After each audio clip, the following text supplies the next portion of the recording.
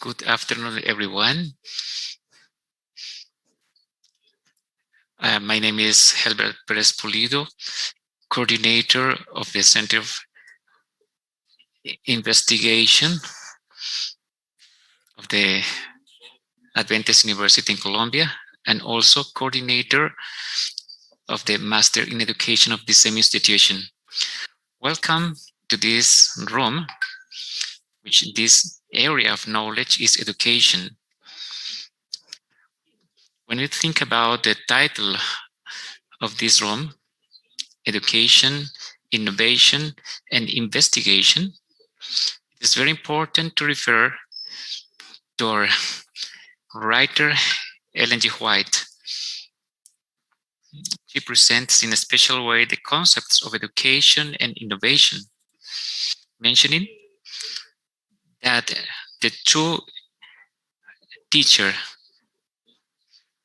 is not joyful with in defining thoughts. The true teacher is not happy with an inactive mind. He's always very sensible to the responsibilities. The true teacher look for constant development, look for better and better methods. In this occasion, and through this welcome,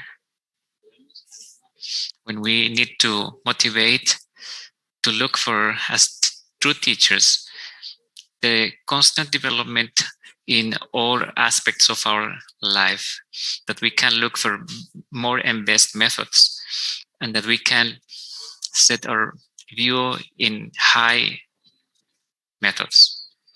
Welcome.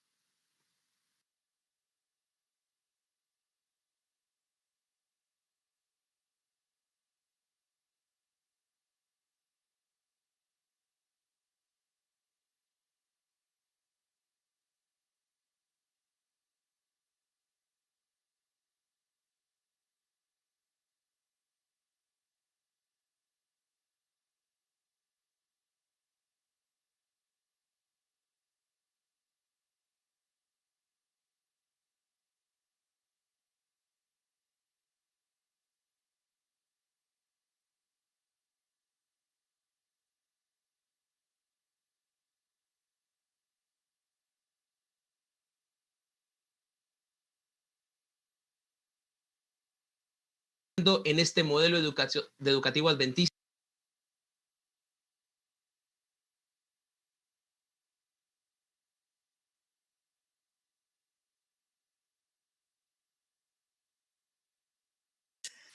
Welcome, everyone, and we are going to have a word of prayer to begin this journey. Our Heavenly Father, we thank you for everything. Thank you for allowing us to live and also to be your children, and also for giving us the opportunity to take part in the different process of the investigation that help us to be more better children and also better human beings and people who can make a difference in society.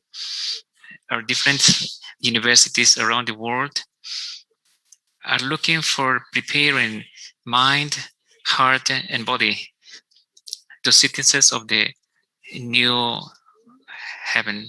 In this fourth Congress of the Inter-American Division Research, entitled Rethinking the Mission of the Seventh-day Adventist Education, we pray, Lord, that you may be with us. We are going to have different presentations, wonderful presentations through people that has a good material to share with us. Lead us, Lord, and that the Holy Spirit may enrich us in this time. We pray in Jesus' name. Amen. In the room of education this very afternoon, we have 6 presentations, 4 of them from our colleagues coming from the Caribbean from different universities, 4 doctors. We have the first one, Dr. Wanda Chesney, Dr. Leroy Hill, Dr. Chanchal Gajan, and Dr. Susar Chand. They are going to be the 4 persons who are going to be in line presenting each one for 30 minutes. And in these 30 minutes are included the time to make questions. So if any of you have any question, please, you can make this your questions in this time. We know that this is a short time, but we can manage the time in a wise way. The first person who is going to have the presentation is Dr. Wanda Chesney. She is currently the provost of the University of the Southern Caribbean in Trinidad and Tobago. In the past 30 years, she has leading processes for the excellency of the mind. Dr. Chesney is a passionate educator, teaching in tertiary level in Trinidad and Tobago, Jamaica, Guyana, and United Kingdom. She has done some contributions in investigation, teaching, and interdisciplinary areas. For example, she proposed a methodological approach called groundings. It's a methodology used to research with a view to engage in liberatory participatory research. She is graduated of the University of Guyana, the University of the West Indies, and the University of Sheffield. She holds degrees in the areas of education, administration, communication studies, development studies, international relations, and educational policy and practice. So with you, Dr. Chesney. So in the room of Zoom, you are going to find in the menu a button that you are going to, that is identified as interpretation. If you want to hear the presentation in Spanish, you can press Spanish and you can cancel the original audio. So first press the language you want to hear. Then you are going to cancel or mute the original audio. Same way if you want to hear in English. So you press English and you then cancel the option original audio. So welcome, Dr. Wanda Chesney, and thank you for taking part in this 4th Congress of Investigation in the Inter-American Division. Thank you very much, and good afternoon to you.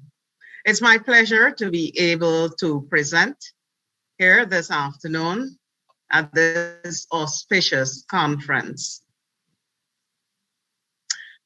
So the topic of my presentation is changing gears, re-engineering a new higher education model. I'm just gonna fix my presentations and then I'll start.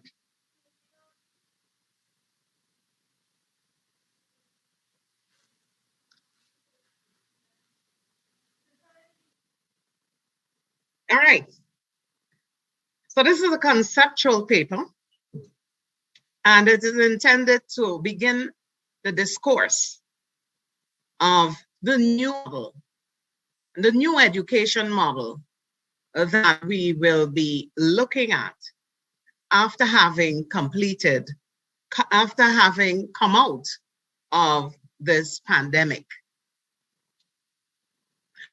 1 year ago, on exactly the 13th of March, 2020, we made all arrangements to shut the university down. because unfortunately for us, we recognized at that time that the COVID pandemic had hit the Caribbean. Prior to that time, we were looking at what was happening globally, and we thought to ourselves, it would not come here. We are too small. We are not as exposed as those developed countries. It would not happen to us, but we were so wrong. And so on March 20th, March 13th, after having recognized that it was here and that we had to put contingency plans in place, we proceeded to announce to our faculty and staff, as well as our students, the measures that we were going to take to close down. The Prime Minister of Trinidad and Tobago, Dr. Rowley, he announced the same day that come the Monday, the 16th, the country would proceed on a lockdown. And from that time, life as we it changed significantly. Started with our airports being locked down, and it's still on lockdown. We've had to ask our students who are on our residential dorms to return to their homelands. We had to make arrangements immediately to transition to remote and online learning. And we had to change our systems and processes. But because of the fact that we were already looking and examining and evaluating what was happening globally, we had tried putting some arrangements in place. And so we had contingency plans, we had continuity plans, we had a change in the academic plan, we had alternative assessments. We developed all of these things, and we were, to some extent, ready.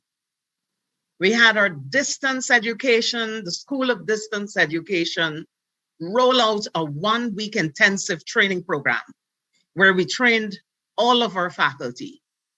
Prior to that period, we had a number of faculty who were trained in blended and online teaching, but not all of them were. This was an option that they had. So we had some experience in teaching online and distance, and that proved very valuable for us because it means, in essence, that we had a head start. The impact of the COVID-19 pandemic. What it did for us on reflection, it signaled the end of the era of the brick and mortar classroom. It was the end of chalk and talk. The ways in which we taught had to change. The pedagogies that we would have embraced over the years would now have to change to facilitate this new approach. We transitioned to online and remote learning, and we continue to monitor, we continue to teach and train our faculty to get them prepared. There were challenges, the challenges of social and economic inequities. There were a number of our students who did not have the technology. They didn't have laptops, they didn't have iPads. And so many of our students struggled during that time. The break that they had to transition was 1 week. The same problems applied to some of our faculty. Some of our faculty did not have internet access at home. Some of them did not have their own personal laptops. They had to share the technologies with their children. And given the fact that we were on a lockdown, everyone was working from home. There was a total shutdown of the country.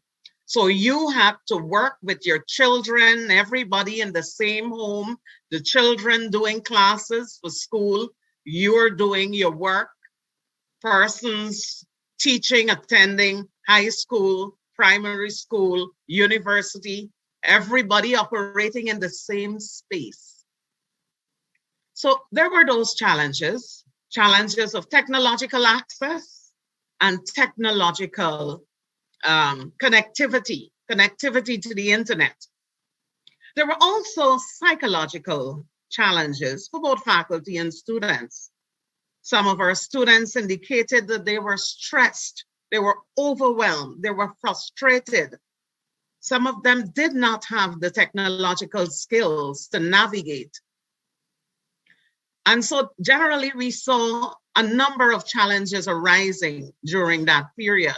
There were academic challenges. There was a lack of technological competence and proficiency by some of our faculty. Essentially, at the end of the 1 week of intensive training, we had 80% of our faculty who would have successfully transitioned to online and remote learning. The others struggled using social media, such as WhatsApp chat and emails to communicate with their students. So it was a difficult onboarding. And here I have for you some of the challenges that they faced. In terms of academic challenges, there was a lack of information. In every crisis situation, you must be able to communicate and communicate frequently and effectively. And this affected them. They did not have adequate information on a timely basis. They found that there was some limited teaching. Some teachers operated in the online environment and they posted material and would not give regular and consistent feedback. They would not do live sessions so that the students, in essence, was engaged in some degree of learner autonomy. And that was something they were not familiar with.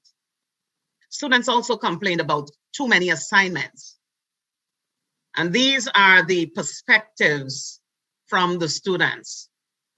From the psychological issues, they were overwhelmed, they were stressed, they were anxious, they had difficulty focusing, there were irregular eating habits caused by the stress. Technological, they found teachers were not savvy. Students themselves said that they needed training and they had connectivity issues. Emotionally, they lacked the motivation to study. They were frustrated, they were overwhelmed, they couldn't cope. There were too many distractions. And the general issues that we saw arising, there were economic issues, there were health concerns, stress, disruption, and lockdown. Now, traditionally, how do we deliver Adventist education? The tenets of Seventh-day Adventist education are based on modern residential dormitories. We believe that the physical is important so that we'll be able to inculcate a particular culture and lifestyle. And so we have dorms where they can have daily worship, morning and evening. They can pattern and model a certain kind of behavior as we model for them, and we prepare them to embrace their spirituality and to be able to experience the transformation. We also engage them in eating and living healthy. There's the vegetarian cafeteria, daily worship and weekly chapel sessions. They're modeling Christian lifestyle and values. They're developing industrial and agricultural skills. There's the student worker program as they work at the university. And then with all of these attributes, they're supposed to come together to bring about the spiritual transformation that we preach. We talk about the fact that the role of education and redemption is one and the same. And in order for it to come together, then this is the total package. Let me give you a little insight about USC. At USC, we have a large percentage of non-7-day Adventists. And this would comprise students from different faiths. So we have 7-day Adventists, but we also have Hindus, Muslims, and Christians from other denominations. This graph here indicates to you, as you can see there, the light green would be our Seventh-day Adventist students, and the bright green color would be the non-Seventh-day Adventists. So for the most part, we have a 60-something% non-Seventh-day Adventists, and you can see as it shows over the 4-year period. I chose this so that I can show you. And so the physical environment, therefore, is important to get a sense to be able to model that kind of behavior, because for us, the harvest is ripe. And this is an opportunity to witness and to transform. This is a platform for ministry. And what is the purpose of this transformation of which we speak? The whole reason about the transformation is to be able to develop the head, the hand, and the heart. Through the head, there is the cognitive engagement, the mental development. With the hand, we do the physical service learning, physical labor. We engage in all forms of work so that we will be able to serve in this world and prepare for the next. And then the heart, where we have the attitudinal change, the spiritual transformation as we go out there and we prepare to give service. I see someone raising a hand. Is it that you'd like to ask a question at this point?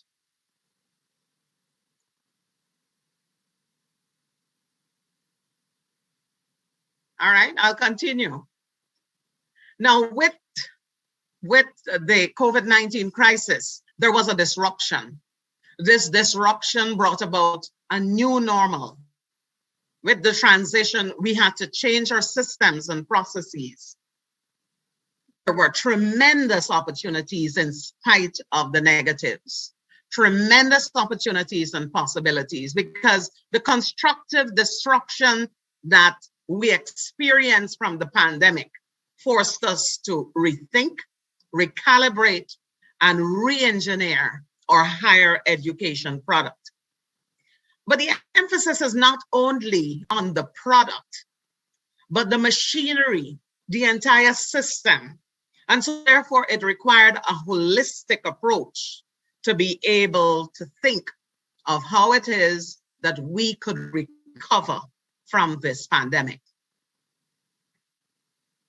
And so concerns, what are the concerns? Well, I touched on a few in preparation for this. How to model Christian Seventh-day Adventist values through online and remote teaching.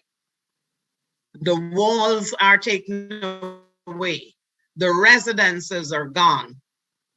There's no cafeteria. The students are off the campus. How do we model Christian Seventh-day Adventist values? How to build and sustain a Christian community through synchronous and asynchronous learning?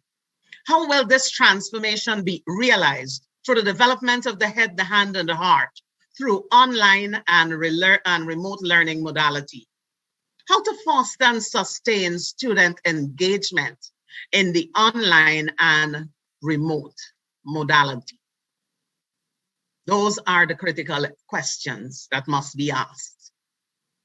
And so we think in terms of the real test of Christian education when we don't have that control, the control by the mechanisms that were set up before, those things that I referred to earlier, those elements of our foundation. So now there are no rules. How do we bring about this character development that is necessary for transformation? It was Kay Anderson that said that the greatest impact on character occurs as a result of this total campus experience, especially if the relationship between intellectual training and character is a real one. So now let's think of no rules. There are no rules. Mary Shore, 2007, notes that the online chapel services, the prayer sessions that we would engage in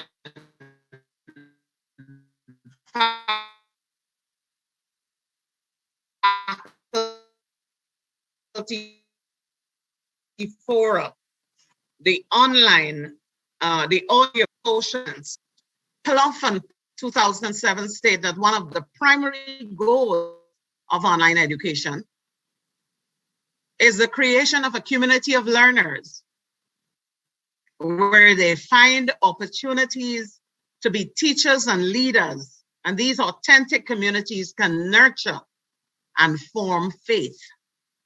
While some critics like Kelsley 2002 contend that online education fosters a dualistic and spiritualized view of human beings as spiritual machines, Grisham and Mary Hess refuted that.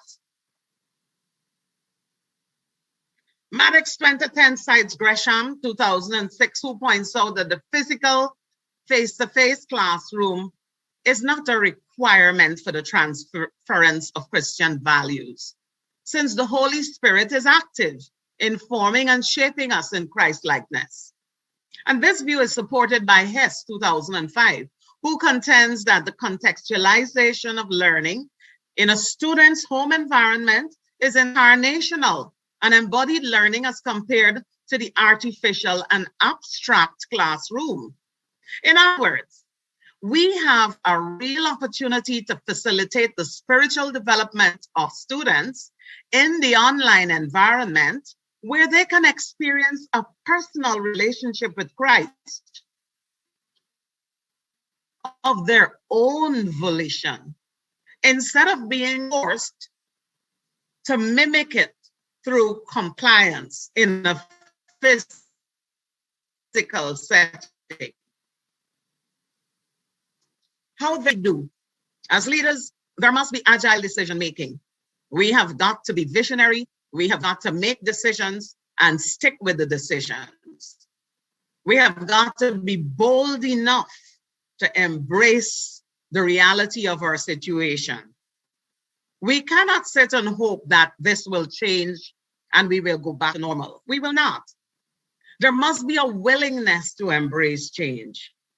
In embracing change, it will give us a better opportunity to harness the technologies and expand our vistas beyond the usual borders that we tend to operate. We need to invest in people. There must be professional development opportunities.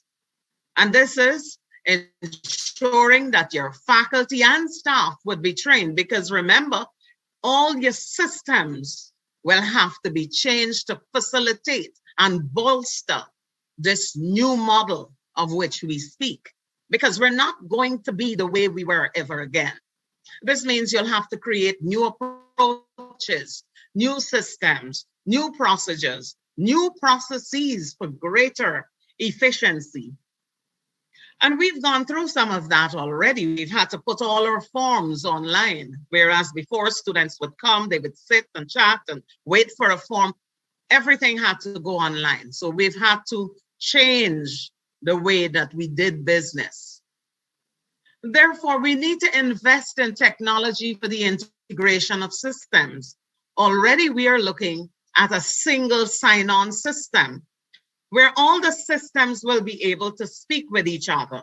And this can be complemented with the use of a one card, where one card takes care of your finances, the access to materials, to the library, to classrooms, to everything.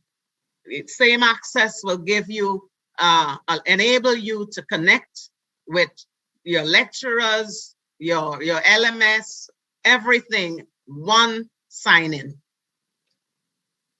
It was E.G. White who says in the book Education that he who discerns the opportunities and privileges of his work will allow nothing to stand in the way of earnest endeavor. He will spare no pains to reach the highest standards of excellence. And that is what we hope for. Our motto at USC is to go beyond excellence. And this is what we strive to achieve. So considerations for a new model. What are some of the considerations? Well, classes can be both synchronous and asynchronous. Classes must be student-centered. With teacher autonomy, there must be a shift where facilitators are guiding and not embracing this autocratic role as the person with all the knowledge. Integration of faith and learning has to be intensive and intentional, and it should be measurable. So there must be measurable spiritual and academic outcomes. For the most part, we ensure on our course outlines that there is mention about faith and spirituality, but there is no intention, no definitive intention to measure those spiritual outcomes. We assume that with time that they will learn and they will embrace and experience their own spiritual growth. But it has to be intentional if we're operating in an online or remote modality. Emphasis should be placed on experiential learning, service learning. A critical part of what we do is to give service to humanity. Service learning, community outreach, practicum, project-based learning. Already in all of our degree programs, this is a key element. This was something that was a requirement for our accreditation processes, and this is built into all our programs. In some programs, there's service learning. In other programs, you have both service learning and practicum, project-based learning, and so on. We've got to change the way we teach. It's not just about transitioning from traditional to remote and online, but the way in which we teach in that medium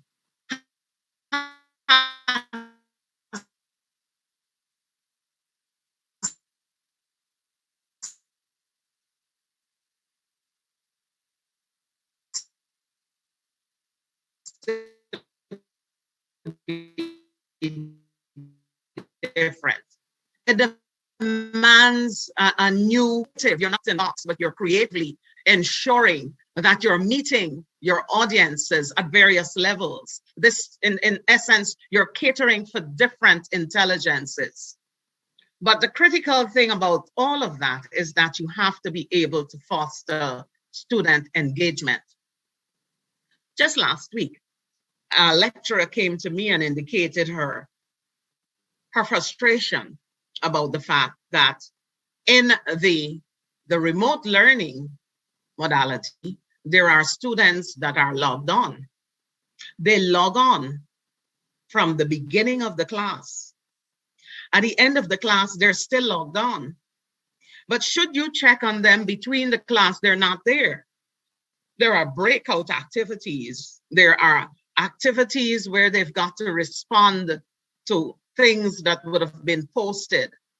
And some of these students are not responding because the point of it is there is no way for you to check. You cannot force them to put their cameras on.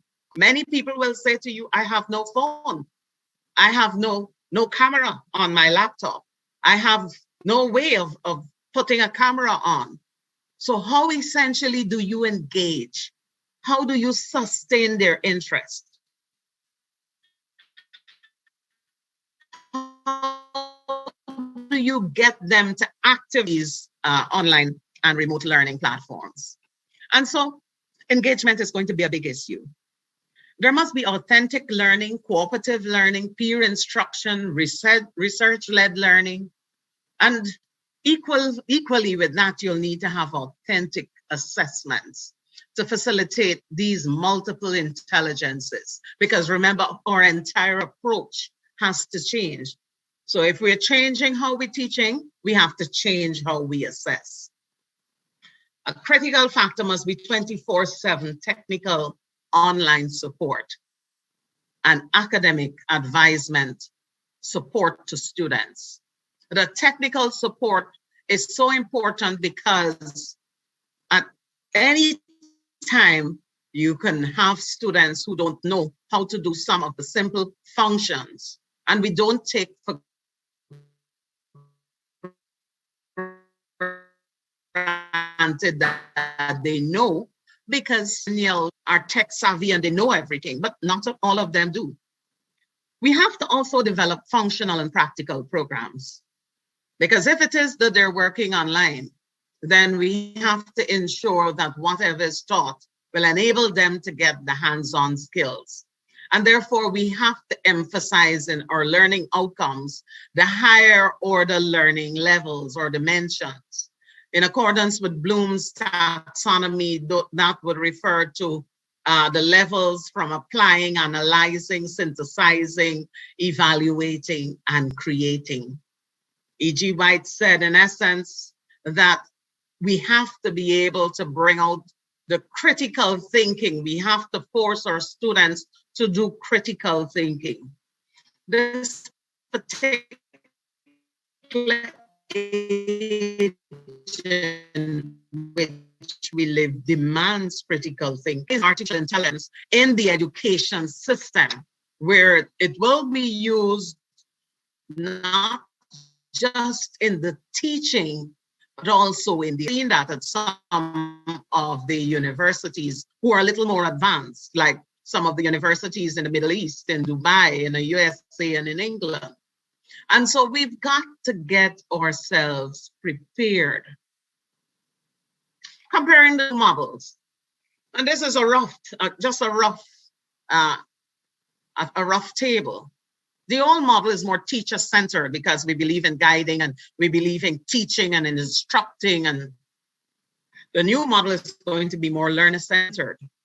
They're going to have to take responsibility for their learning with guidance from us.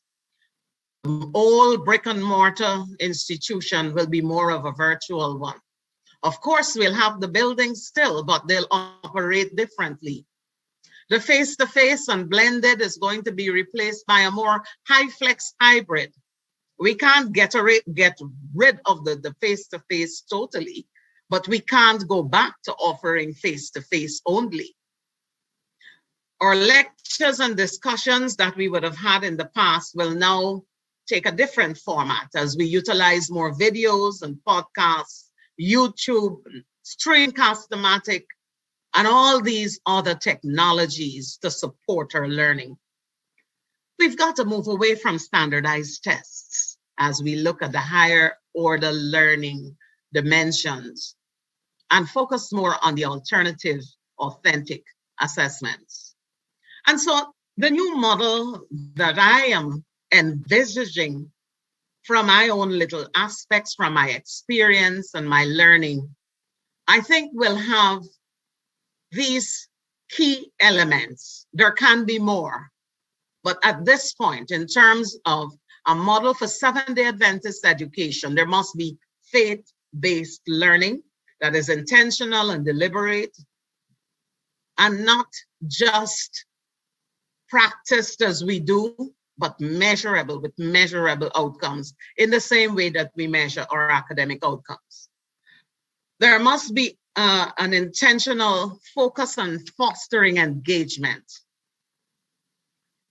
Critical to this working is engaging with our students. We're going to have students from all over the world. Once we go this road where we're online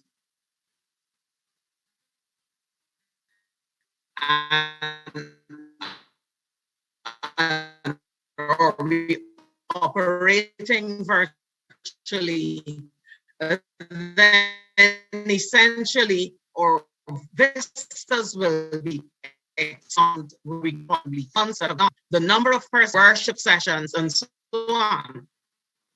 And similarly with teaching, we have the capacity to do that with a virtual modality. Character development is critical if we're going to be able to create a model that ensures that we can continue to ensure that redemption and education is one and the same. We've got to ensure that we can build character development. And then developing a spiritual culture, whether it's online or it's remote, we've got to develop a spiritual culture. And so, my friends, this in essence is my view. These are the elements that I see as critical as we advance and we prepare in how essentially we will take our position in this new normal that we will be faced to embrace. The model of education may change, but the Seventh-day Adventist philosophy will remain the same. The future is already here. I thank you.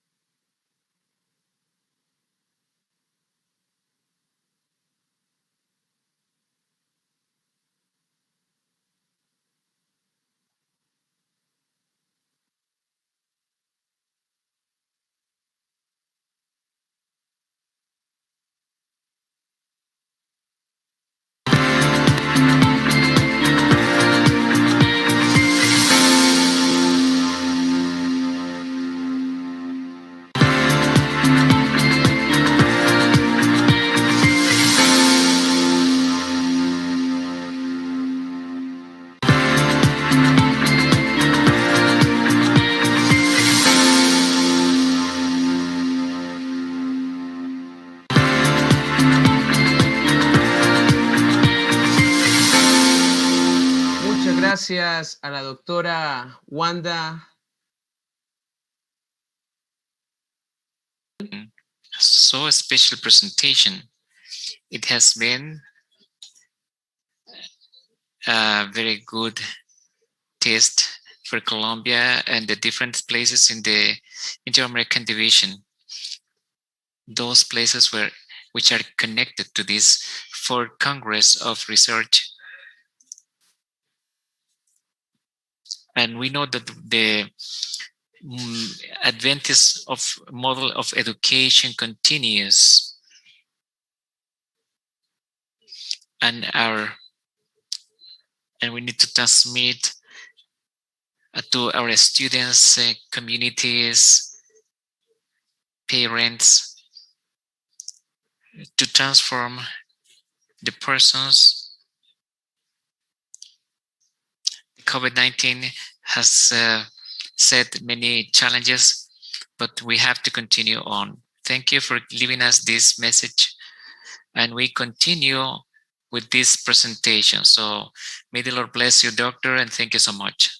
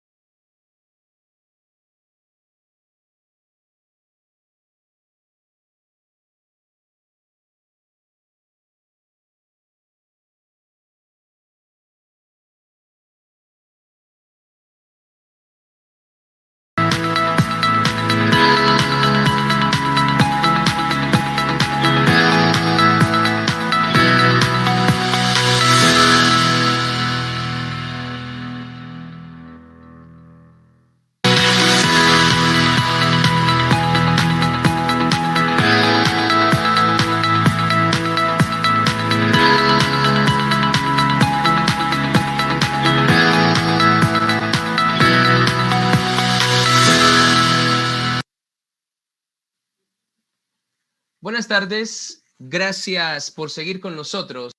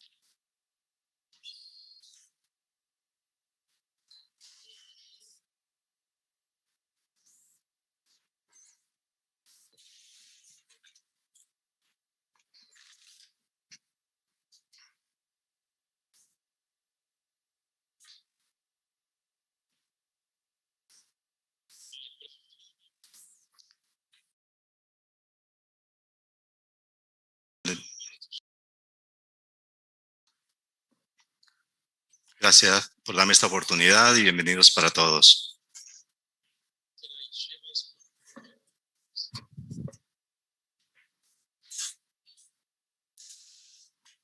Okay.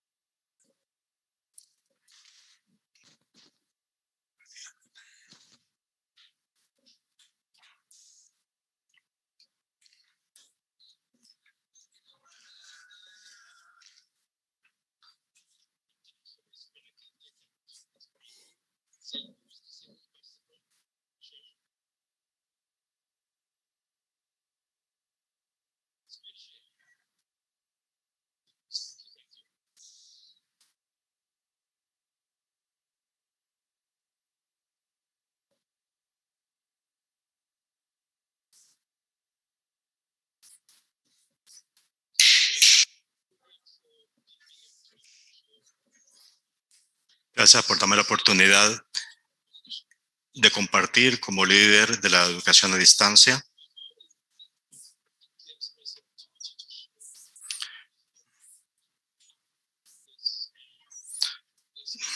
Primero, déjenme compartir acerca de cómo hacemos nosotros en esta área.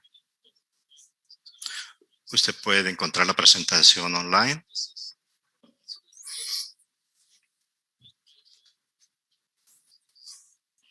Yo tengo algunas referencias cristianas acerca de mi presentación. Es para darnos la oportunidad de, como ciudadanos del cielo, tenemos la oportunidad de ocupar nuestro tiempo usando la tecnología, usándola para un mejor servicio.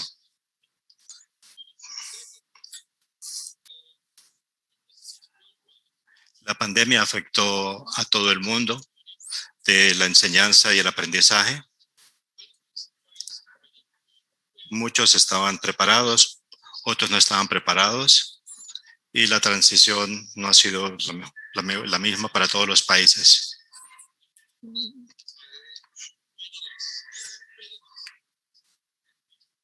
Vamos a hablar acerca de la parte pedagógica, organizacional y tecnológicas.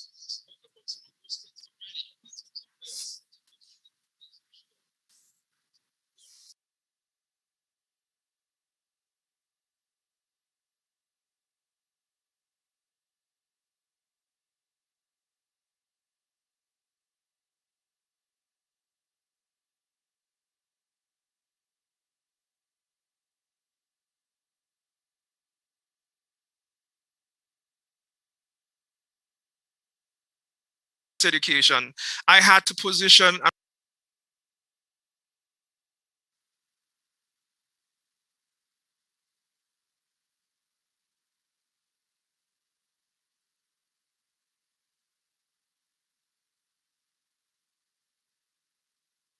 delivery implementation in higher education setting. And there are a number of theoretical framework to understand how we teach and learn, but not much is really shared with when it comes to the distance education aspect. And so it becomes necessary to review frameworks that provide possible guidelines in shaping our remote teaching response for education and continuity.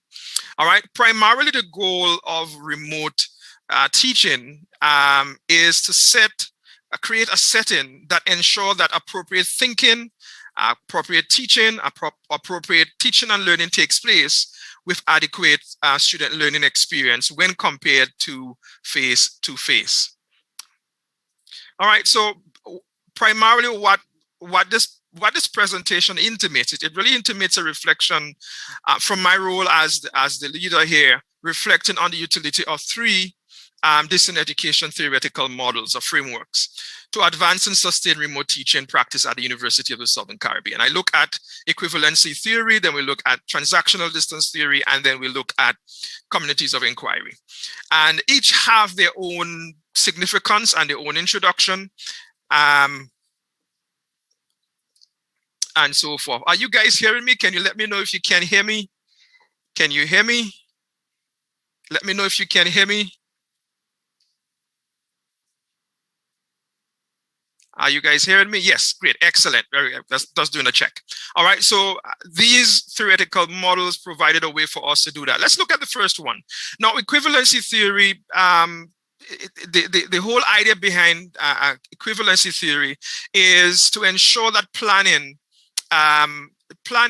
should be make the sum of experience of the learners to be equivalent to the face-to-face, not the same. And so most of our teachers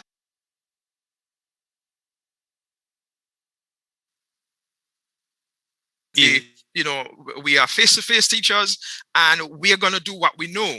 And so it's only in English now, so we don't have in Spanish right now. So that's what it's in the chat, and that's okay. So one of the key things that we want to see here is that local and distance learners have fundamentally different environments in which they learn. All right, so it is the responsibility of the educators to design the events, de los educadores, to design the modules, to design the experiences, para desarrollar módulos, para desarrollar experiencias, that has equal value but not sameness, que tiene un valor equivalente en los estudiantes. Una experiencia debe ser equivalente para cada alumno. All right, and learning experience there means everything that the student takes place within the teaching learning context. So if it's asynchronous or synchronous, that's what we need to consider. Independientemente del concepto del que estamos utilizando, herramienta asíncrona o inasíncronas. All right, so again, when we look at that, we really want to factor in the agency there of the learner, and equivalency claims that the learner needs to have that level of autonomy that they would obviously need as well.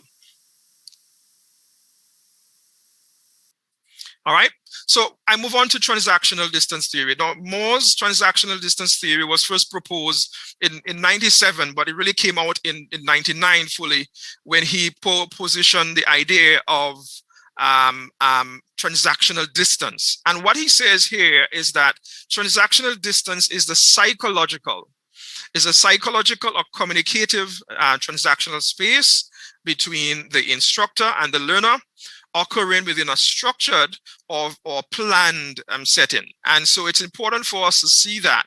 So it's distinguished as physical, is distinguished from physical or temporal. And so it's important for us to see the description being given here. So, so distance education is simply not a geographic separation of learners, but more importantly, it's a pedagogical concept. And even in face-to-face, you can have some level of what we call transactional distance. And so students interact with their content, they interact with their peers, they interact with their educators, and how well persons are able to do that will increase or decrease the level of interaction distance. Now, you notice the example that's given here, that the learner with low transactional distance is engaged. The learner is they're asking questions, they're connected to the learning environment, and they're engaged fully. All right, the one who is not, obviously, that gives a different aspect for us to look at there. So, it's important for us to see that as an important factor. All right, and what we did is that we also factored in the community of inquiry. The community inquiry framework has been around for a while, and we primarily use it in our online and blended courses as part of our monitoring and evaluation framework. And so we felt of, why should we have to reinvent the wheel? Let's just continue to adopt that. And so we continue to adopt the community of inquiry. Garrison and his peers, really pioneered that. The whole idea of social presence is the ability for participants to identify with their community, the course of study, to communicate it in a very trusting and close-knit way. And so I will speak a little slower, yes, all right? The idea behind teaching presence is the design, the facilitation, and the direction of cognitive and social presence. So the teaching presence guides the two other presences in that it really pushes the purposefulness of the teaching and learning process to ensure that there is adequate social and adequate cognitive presence taking place. And the cognitive presence is obviously what is intent of the outcomes, the main outcome of your, we intended to ensure that learners are able to construct and confirm meaning, that they're able to, quantify, that they're able to qualify the teaching and learning experience by the, what they're learning, the content in which what they're learning. All right. So I'll give you a quick overview of our timeline of our response, because I know time is of essence. We started looking at the idea of continuity in March, in mid-March, but our conceptualization of it began in February, and we had a little different collaboration with different entities within the university. The School of Distance Education has what is called an advisory committee with representation of different grouping around the university, across the university, and so we use that as an opportunity to share the plan, or the draft continuity plan that we had. And so in 23rd of March, we were able to start the remote teaching process at the University of the Southern Caribbean. We had a week, as Dr. Chesney indicated, we had a week of intense training from the 16th to the 19th, very, very intense training. And we obviously had to have continuous professional development and capacity building as we went along. And so we did that. But we also wanted to get an idea of how we were doing. And so we did a distance education survey on April the 8th. I'm going to share some of those insights with you and to see how well we were doing. We wanted to know how well we were doing, how the students were coping, how faculty, students were coping. And so this provided an opportunity for us to do that. But more importantly, we actually had the opportunity to approve our distance education policy to ensure that we had increased capacity, because schools were now asking, hey, I want to make my program from a face-to-face to a blended, but our our policy did not allow that. Our policy primarily was either you're an online program or face-to-face program. None of our programs were blended. And so now a person say, you know what, I can see the benefit of having this within our school, and we will want to put X amount of courses online, and we would still maintain that the program is face-to-face, but we can put X amount of program courses online. And so we definitely benefited from that. So turning the theory into practice. So from an equivalency theory standpoint, we contend that students who are remote teaching were not typically online or distance education students, because the research has taught us that there's a level of agency, there's a level of buy-in, there's a level of time management that's needed in terms of being an online student. And so as far as possible, we wanted to have an equivalent of face-to-face experience. So we continued the idea of using a very simple iteration between using our synchronous session using Zoom, using our learning management system, eLearn, which we call eLearn. And we really wanted to reflect on the question, what is the level of faculty readiness? And so that is why we conducted that survey that we did, and we find out that those responses. I'm going to share some of those responses with you. And so we had, from a transactional distance standpoint, we wanted to find out exactly how much structure, how much dialogue, how much autonomy, because these were the three major aspects of transactional distance that played a very important role in understanding the need for learners within the blended and online and remote teaching setting. And so what is the level of learning, teaching and learning engagement needed to ensure that teaching occurs effectively within the online setting? We felt that that was important.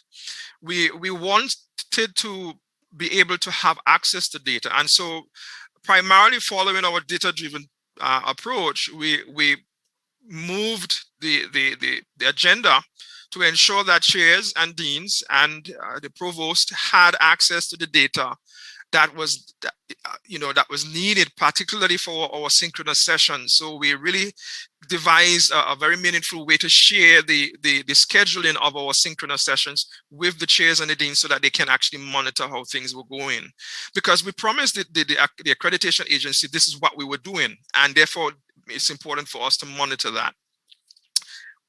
In addition to that, we also had what is called our course audit. We also had information that we received from the survey, but also from the student teacher evaluation instrument. We also had that. And so we really wanted to focus on the question of how do school administrators use data, and we really wanted to push the idea that data-driven approach is an important aspect of our advancing the School of Distance Education and the university in a wide. And how do we improve our remote teaching framework to address the teaching and learning gaps as we go along? So it's akin to flying the plane and designing it at the same time, because there were some things that we had to tweak, there are some things that we had to change, and so the data allowed us to do that. More importantly, what we had, in terms of our planning, implementation, and monitoring, we had the whole idea of the framework, which had the need for us to communicate that framework. We had to build consensus, so we had to have meetings. We had to share that with different stakeholders and say, okay, how can we improve various aspects of the remote teaching framework? But we also had the aspect of training and capacity building, which played a crucial role in ensuring that faculty. We also had capacity building for students, but we focused primarily on the Zoom platform. All right, just to give you a little insight here. And we continued, even through the implementation, we continued to ensure that our remote teaching checklist was shared and followed by faculty. And, and let me just share with you quickly some of the things that that transpired from the transition. So we really wanted to know how persons were doing. As just Dr. Chesney has indicated, engagement was our number one challenge to begin with, because both student and faculty they didn't know how to engage in this new environment. And so we had to continuously develop capacity building. So there was an increased need for capacity building, continuous capacity building. We had to do sessions, office sessions. We had to post different resources so persons could read. Another key issue, that a challenge that we have, was access. And so you know, the idea of devices, that persons were using devices in a household, sharing the devices, and so even faculty themselves were sharing the devices with their children, and so because their children as well were working at home, and so we had to find meaningful ways in which how do we address these different issues. But the whole idea of the teaching and online space actually transformed, because we immediately made a decision that we're going to use our learning management system. Primarily, our learning management system catered for the online and blended. And we eventually had to transition all our remote teaching to the online platform, and it's based on Moodle. And definitely we saw that being an area that we now need to continually build capacity with our teachers. All right, and we also had some student success issues that we developed a number of resources. You know, a lot of students were, you know, stressed out with the number of assignments that they were getting. They were never accustomed to some of these things. And so we had to really provide resources to help them cope and so forth. Readiness. So let's look at the whole idea of readiness. How much time do I have? Can someone put that in the chat for me, please? If you can give me how much more time I have, then that'll be great. So when we look at the face-to-face to online transition survey, we conducted that in the month of April, and 56 member faculty responded, and 51 of them completed the responses fully. So, and from that, we can see that 94% felt that there was effective transition of the online course, and so they were happy. But the 33% of them felt overwhelmed. They felt overwhelmed, and not just the faculty, but also the students. They felt overwhelmed because they had unavailability of technology. The technology was waning back and forth. We were unable to do things like your practical aspects of the course, and so we saw that coming from the data as a very important aspect. All right, so I have 5 more minutes. Let me just do that quickly. And so we also see where, in terms of readiness for the faculty, most of them were quite confident in using, 66% quite confident in using Zoom. And so that was, you know, that definitely proved the socio-technical aspect. That was okay. But from a student perspective, we realized that students did not, it was not against they were not against the idea of actually continuing remote teaching. And so out of 617 students, overwhelming a percentage of them, 41%, strongly agreed that they would want to continue remote teaching. So when you look at it, they strongly agree and they agree, you can see that that's the majority of students who indicated that, you know what, I think the university can continue this. And so definitely that's a shift that we need to look at. How do I cope with remote teaching? We see that most of them, 550 of them responded, I did well. But we saw, equally important, a good substantive amount, 32 of them said they did somewhat okay, with the minimal saying that the 6.91 saying that they did not do well. So, I mean, obviously we need to integrate some of those different things and so forth. Communication, again, we mentioned that faculty, used email, and that really caused us to really up our game. Our communication, again, continuously as the best practices, communicating with students. That was fine using email, but in terms of assignments, we discouraged them from doing that. So we see here that a number of different teaching methods were used, primarily lecture. And so we had to really kind of demystify the use of the traditional teaching methods and encourage them to use more innovative, more alternative means to allow students to actually understand these different aspects in their learning. All right. Now we also had an issue with persons who did not understand, again, the sameness. So with the idea of sameness, they felt okay, they needed to do an exam, they needed to do a traditional exam, and so we had to think No, we cannot do that. Let's think of alternative means of assessment. And so we obviously had to give a careful attention because the teachers did not know, and so we had to introduce them to new means of assessments, different means of assessment, which meant that what we're going to do is that in April of this year, we're going to do a next study to see how well what changes would have occurred from last year, 2020, and so that would be a very, very meaningful experience to share with you at another sitting. Now, just to tell you here that our remote teaching courses constituted 70%, which was the vast majority of courses. You notice we only had 15% of our courses, which was like 106 courses, and 8% were blended. And surprisingly, this is what you will see.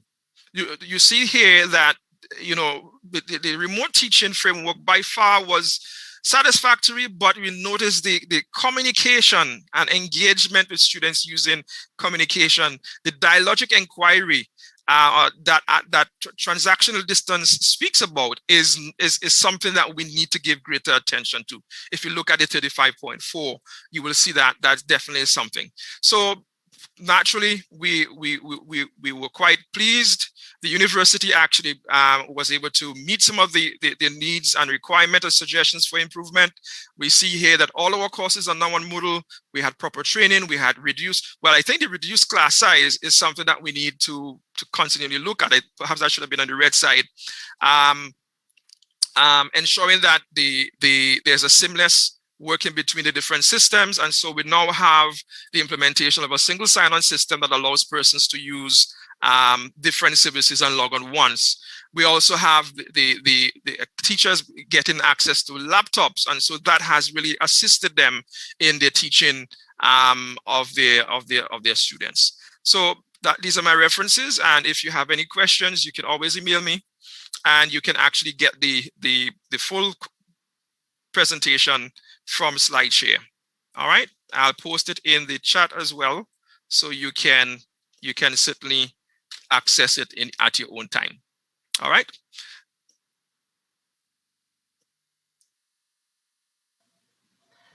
Muchísimas gracias al doctor Leroy por esta presentación. Ha sido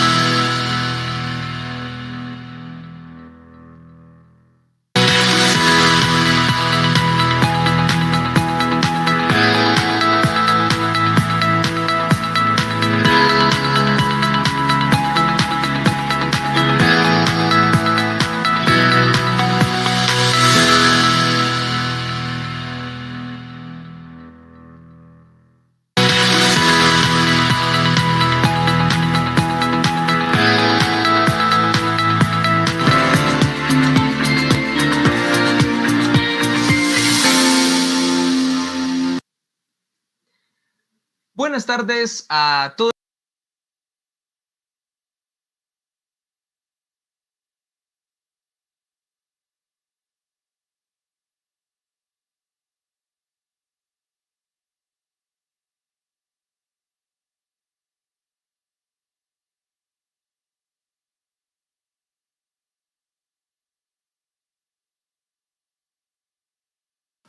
This afternoon, we have with us, or the person that is coming after us, we have the people from the Adventist, from the South Caribbean University.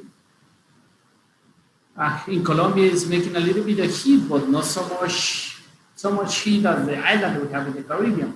But right here, we have the warm climate of the nice warming climate that always project our people from Trinidad and Tobago. Right now, we have a presentation from somebody very special, from Dr. Chandra Jayan. Dr. Chandra Jayan, I hope you are pronouncing it well. Sorry if I am not reading it properly. I imagine the same thing happen when you find the names of people from this area, but you understand that. Dr. Pastor Chanjal, doctor, is an associate professor of missions and director of the Institute of Missions of University of Southern Caribbean. That's our sister university in Trinidad and Tobago. And he has been working with associate teacher of the Adventist University, what we used to call the Memorial Spicer. And Dr. Chanjal will be talking with us this time, talking about paradigm transition in ministerial training to virtual platform. Paradigma de la transición en entrenamiento ministerial a través de las plataformas virtuales. Thank you so much. Del Caribe con estos excelentes temas que nos están and bringing these excellent topics that really help us to know that all the education in the Inter-American Division, South America, in the Adventist system is always reinventing in the different circumstances that come every day to us. You remember, everybody that is here in the room, you have to select Spanish. You want to hear it in Spanish, or just turn off the original audio so you don't have feedback. And if you want to hear it in English, you just have to turn off everything and you will hear it from the original language. Dr. Chanjal, welcome, and the time is yours.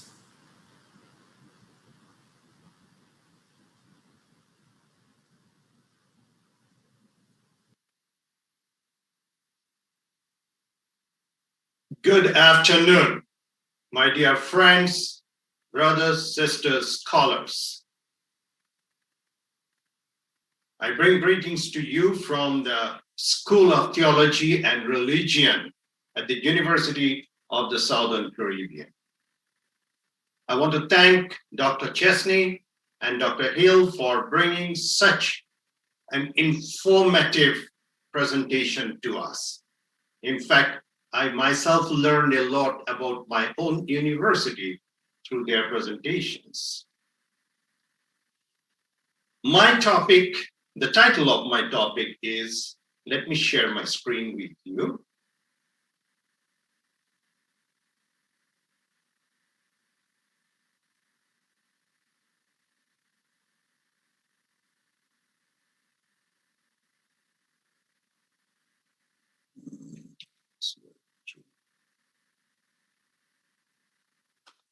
Excuse me, give me a moment, please.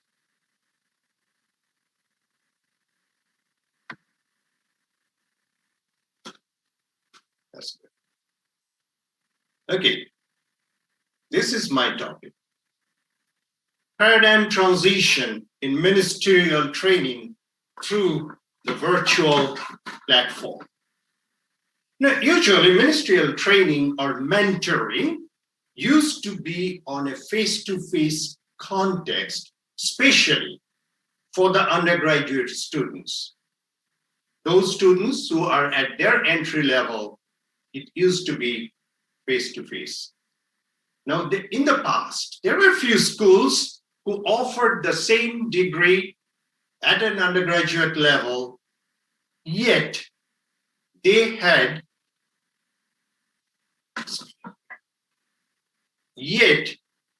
also had some sessions, in-house sessions, to have a face-to-face contact. Now, COVID-19 has changed the total context. Virtual platform for teaching and learning occupied the center stage. And you have heard from Dr. Chesney, Dr. Hill, how all these things impacted the life of the students. And because of the context, educational institutions had to shift from face-to-face to the virtual platform. Now, much has been written about ministerial training, and most of them are in the face-to-face context. The whole paradigm of the training program in this current situation is now going through a transition from face-to-face to a virtual context, from classroom to virtual platform. Schools had to close the door. Just yesterday, I was hearing a presentation by Dr. Pollard of Oxford University. He mentioned that 94% of world student population are impacted by the closure of the school. You have heard from Dr. Chesney and Dr. Hill that we also had to call for the closure of face-to-face interaction with the students. Now, literature study shows that ministerial students and interns, they need to develop competences. Ronald Fisher listed down some of those competences as following: theology, teaching and preaching, mission, evangelism and personal outreach, counseling, visitation, and pastoral care, personal and organizational leadership and change management, social competencies such as communication abilities, team orientation, and the willingness to serve, personal competencies such as spirituality, self-organization, flexibility, and growth. Classroom gave the theory for all these things or all these competencies, but a ministerial candidate must need a hands-on experience for all these competencies. And with all these competencies, I will also add what we call as soft skill. Now, Kedar Cinder defines soft skill as, and I quote, soft skills are broadly classified as a combination of personality traits, behaviors, and social attitudes that allow people to communicate effectively, collaborate, and successfully manage conflict. And the author listed down several. Let me read all the 7 that is listed down in that article. It says leadership skills, teamwork, communication skills, problem-solving skills, work ethics, flexibility, adaptability, interpersonal skills. People also list many other soft skills. But the point is that all these skills, the competencies and the skills that we talked about, they are all practical. Students need to be trained and mentored and coached to acquire and develop them as their real life skill. So this training program, it has both theory and practical. The theories, students receive them in the classroom. whether it is a face-to-face classroom or a platform like Zoom or any other, Google Classroom. Información o leer información. Information is shared, knowledge is shared, but the practical aspect of it is showing how to do, demonstrating how to do, doing things, building up, mentoring, coaching the would-be minister. So, well, you might be hearing me using this word, mentoring, coaching, training, I'm using them interchangeably because, theory and practical, where all these aspects come together, makes a holistic approach in developing a competent minister. Jesus did the same with his disciples. He first showed them what to do, how to do, and then he asked them to practice under his supervision. Finally, he commissioned them to work independently. The challenge is, how is it possible to perform or to reach to that goal in this transitional point? Dr. Hill talked about equivalency theory. How do we provide the equivalent training to an aspirant minister, what the minister could receive in a face-to-face context? We have moved from face-to-face to virtual platforms. How to achieve the goal? Dr. Sultana Muchindo from the University of Lusaka, Zambia, mentioned in one of her studies that only 23% students have learned real life skills in virtual learning environment in Zambia.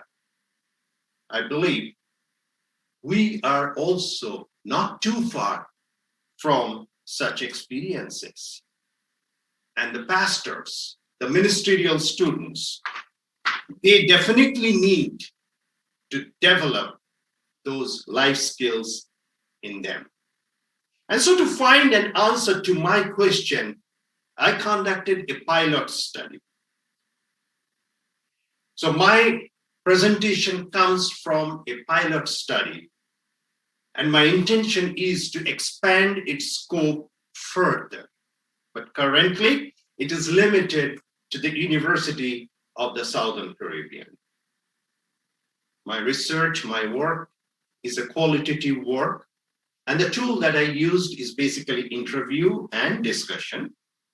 And my samples are my colleagues, the faculty from the School of Theology and Religion, not all of them, but 6 of them, and I have identified them as Pastor 1, 2, 3, 4, 5, and 6.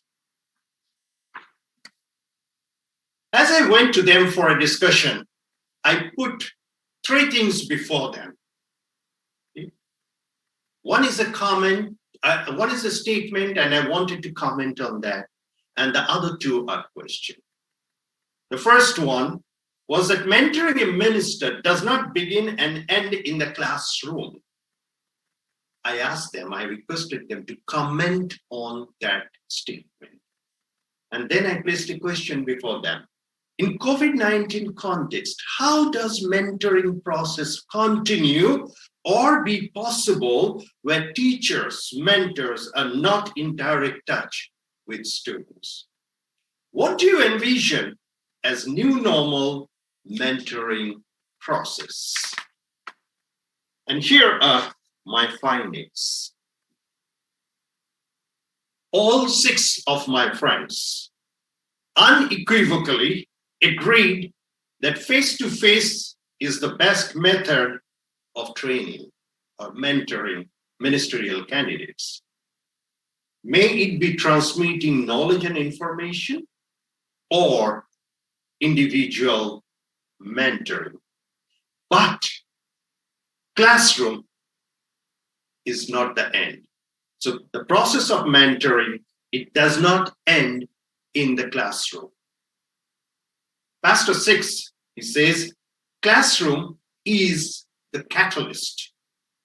In other words, he was trying to say that classroom actually activated or activates the intended goal that we are trying to achieve. In our context, it is mentoring the students to become a successful minister. Classroom only motivates or plays a role of a catalyst to go for that direction. Pastor 2 says, classroom offers only so much because classroom has its limitations. Course syllabus, class timing, assignments, quizzes, and all those things are there in the classroom, whatever maybe the context is, whether it is face-to-face or it is in a virtual context. Pastor 3 says, classroom is strictly academic. And then Pastor 4 says, classroom provide least available space for mentoring.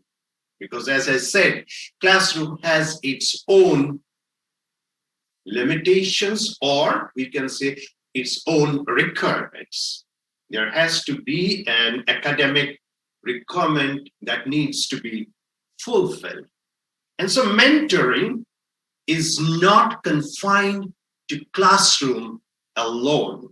In fact, Pastor 3, he said, mentoring begins before they join the class, during the class, after the class, and even after their graduation. So the ministerial mentoring is not confined only to the classroom or only to a time frame. Now, since the scenario is changed, we ask this question in COVID-19 context. How does mentoring process continue to be possible when teachers, mentors are not in direct touch with students? Everybody agreed that it is a huge challenge. Technology cannot be the full substitute for face-to-face. The personal touch in this whole activity is missing. Seeing the students in action is missing. I'm sure some of my friends, those who are involved in training the pastors, can join me in saying, yes, when we could see a student preaching and helping the student to develop, or when we see a student interacting with another individual, helping the students in that interaction process, that personal touch, seeing the students in action is missing in this virtual context. Visibility of meeting is not always 100%. Dr. Chesney mentioned about one of our colleagues who came with the frustration saying that the student has logged in and yet the student is not there. Because under circumstances, student may say that I'm not able to turn on my camera. So only we see the name, maybe with an icon. So the visibility is not there. We do not see, in many cases, we do not see the students face-to-face also.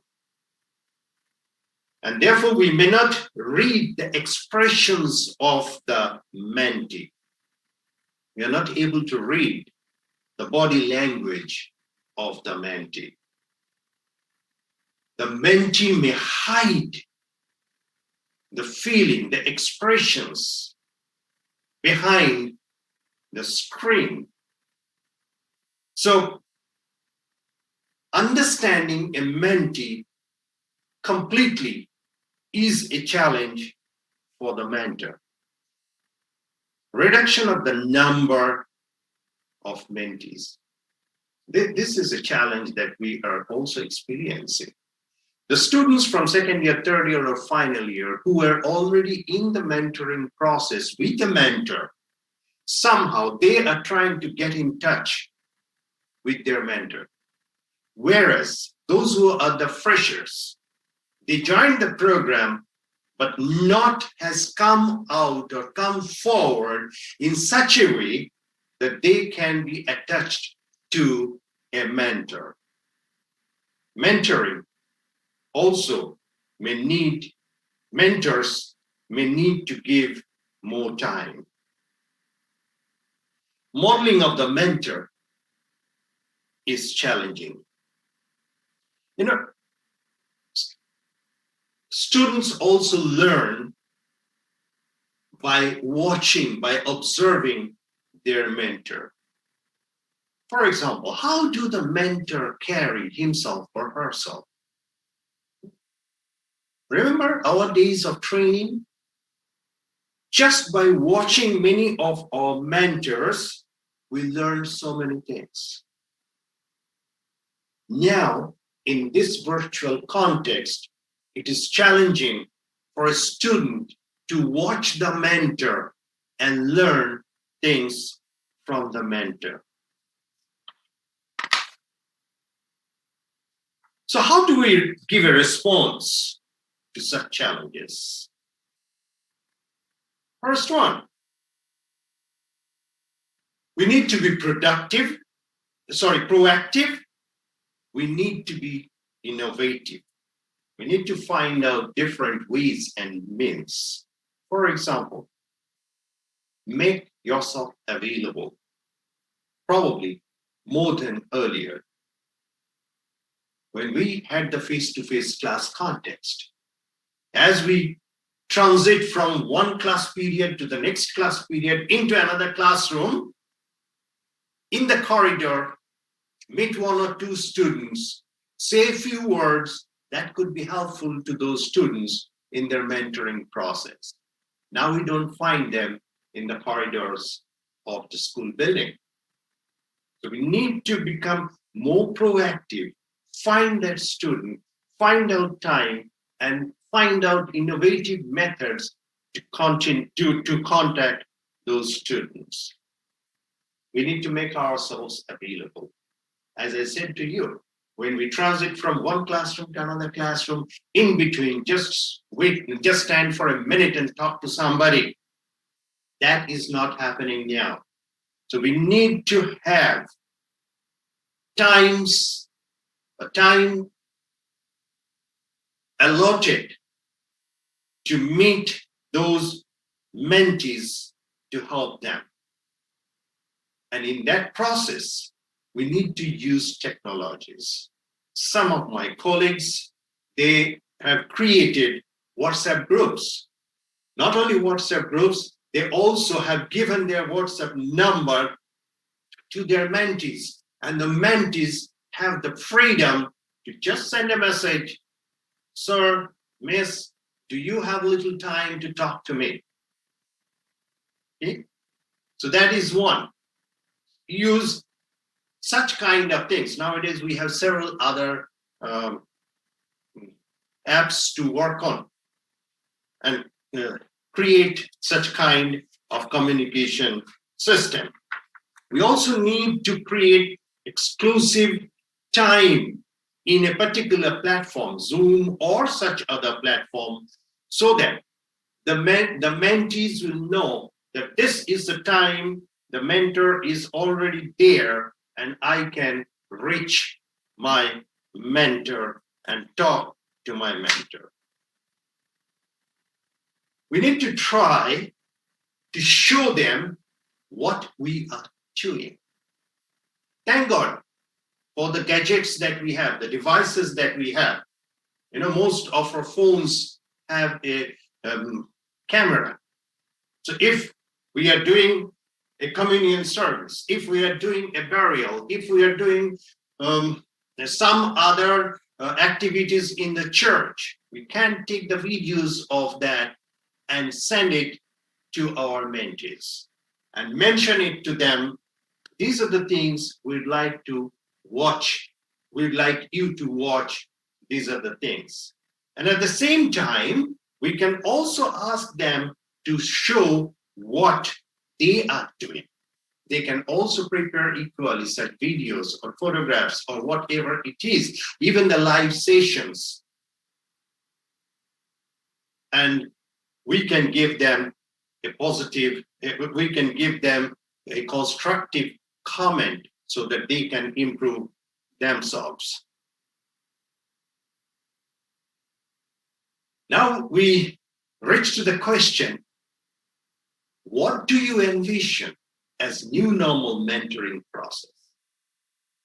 And everybody said, it's difficult to say. They wish it becomes face-to-face back again. Or in other words, come back physically. But as we have heard from Dr. Chesney, Dr. Hill, that probably we'll go for a blended program. Or we will have to opt for a blended method to mentor our mentees, where technology will play an important role. And therefore, we need to become more proactive and learn more about technology. This is a challenge for many of us. We need to learn more about technology and make every effort to stay in touch with our mentees. If we don't get in, if we don't hear from them a week or 15 days, contact and see how the things are going on. So make every effort to stay in touch with our mentees. And very importantly, be prepared to sacrifice more time and energy. As we are in the process of this, having our classes in this virtual platform, we are realizing that we are actually spending more time for our teaching activities. And added to that, when we take the responsibility of mentoring students, we need to be ready to give more time and more energy for those mentees. In conclusion, I'll say, mentoring or training ministerial students outside the classroom are essential. Without it, the preparation will be incomplete. COVID-19 is going to stay. Our new normal life may become the life we are leading now, or maybe different. Some schools are planning to open with new protocols. If that happens, praise God. Some schools may go for blended. And if so, let preparation be made to use the best of that which will be available to us. I thank you. I thank you very much.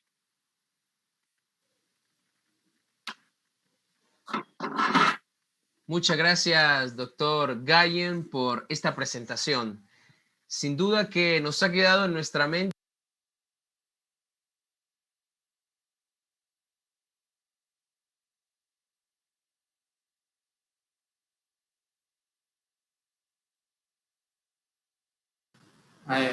to move and to give a good Adventist education in the system in order to keep the north, to guiding people from the kingdom of heaven, guide the students to the kingdom of heaven, to train scientific people, people that can impact our society, ministers, pastors, servants of God, priests, people that respect themselves and respect people who have an equilibrium life. Thank you for sharing with all the community. We have more than 100 persons connected in this classroom.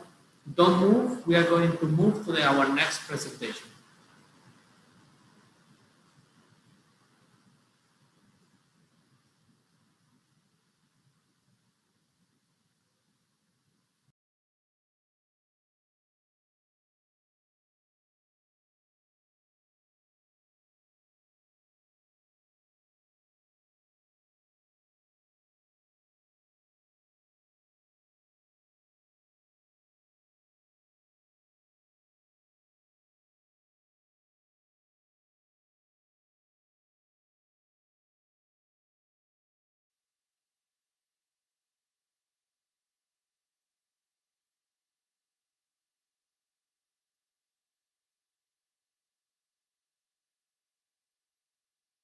No, que no puedo.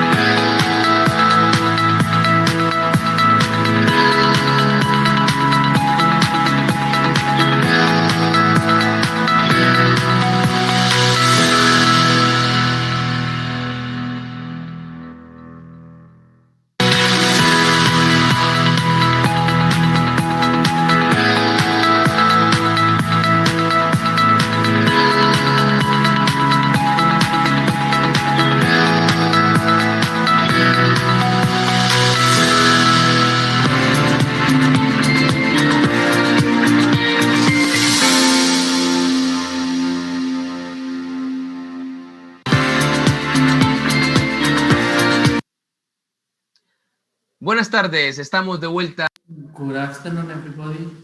We are being back in this afternoon program in our fourth Research Congress of the Inter-American Division.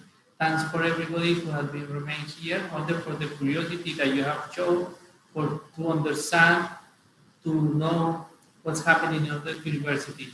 And we have heard from the people from the Southern University of the Caribbean, the way how they have reorganized themselves, how they have used different tools that are there, probably tools that they have never seen before. And now they are using these tools in order to keep moving in these educational projects. The last person or participant that we have from the Southern Caribbean University, not this afternoon, is the person from USC, Dr. Susan Chan. Dr. Susan Chan is the teacher of anthropology at the School of Social Studies and Director of Research and Development at the University of Trinidad and Tobago. Dr. Susan Julie Chan has worked at the USC from 2005, so she already has 15 years there. Dr. Chan is medical anthropologist with more than 22 years in the teaching area and in different higher education institutions in India, USA, and Trinidad and Tobago. She is passionate for developing different programs, ethnographic programs, and she has covered different studies from India, Indian groups in Trinidad and Tobago, Guyana, and Belize. His areas of interest are studies in diaspora, and parenting, and ethnomedicine, nutrition and health, and migration, ethnographic migration, and as well as studying empowering gender. Dr. Chan has presented different articles of education in different presentations, local and international presentations. She has been workshopping in India, and Trinidad and Tobago, Grenada, and Mexico, Ecuador, and other countries around the world. All his articles have been published and have been published by different articles and books. So without taking any minutes from Dr. Chan, she's going to present, and she's going to say integrated non-academic knowledge to student residents, implication for learning activities. Dr. Chan, thanks for being with us, thanks for being with us, and for being the person of the selected people that were here today, for learning these excellent tools that we have here to continue with this project. The time is yours. Thank you. Muchas gracias. Saludos. Caribbean. We are very glad to be here to present. I just want to acknowledge Dr. Ana Cristina, Research Director at the Columbia Adventist University, for her kind invitation and giving us this opportunity. And congratulations to you, Doc, for organizing 4th International Research Congress. So we are glad to be part of it.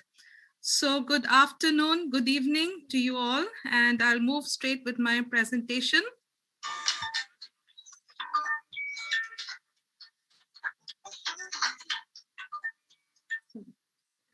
Sorry.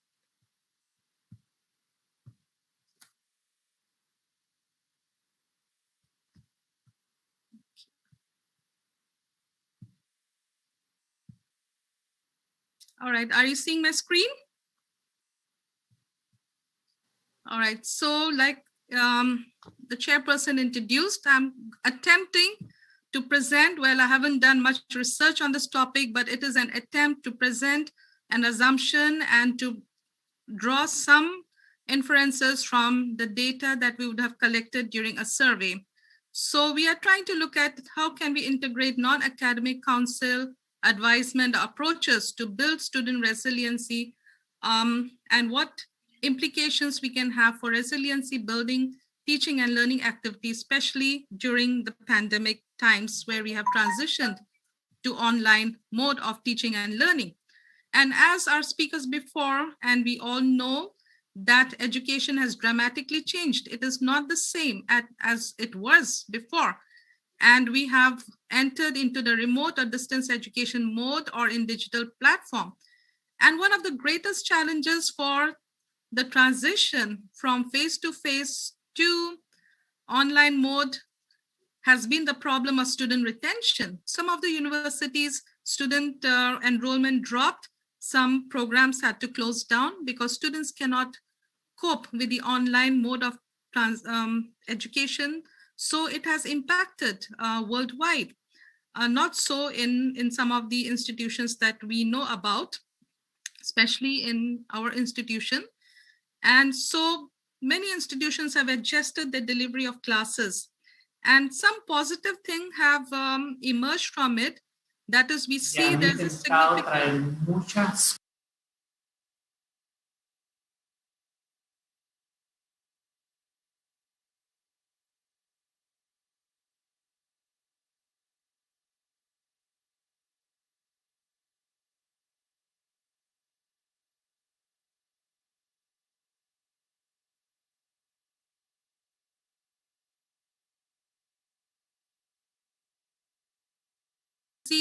knowledge has crossed all domains through the online mode.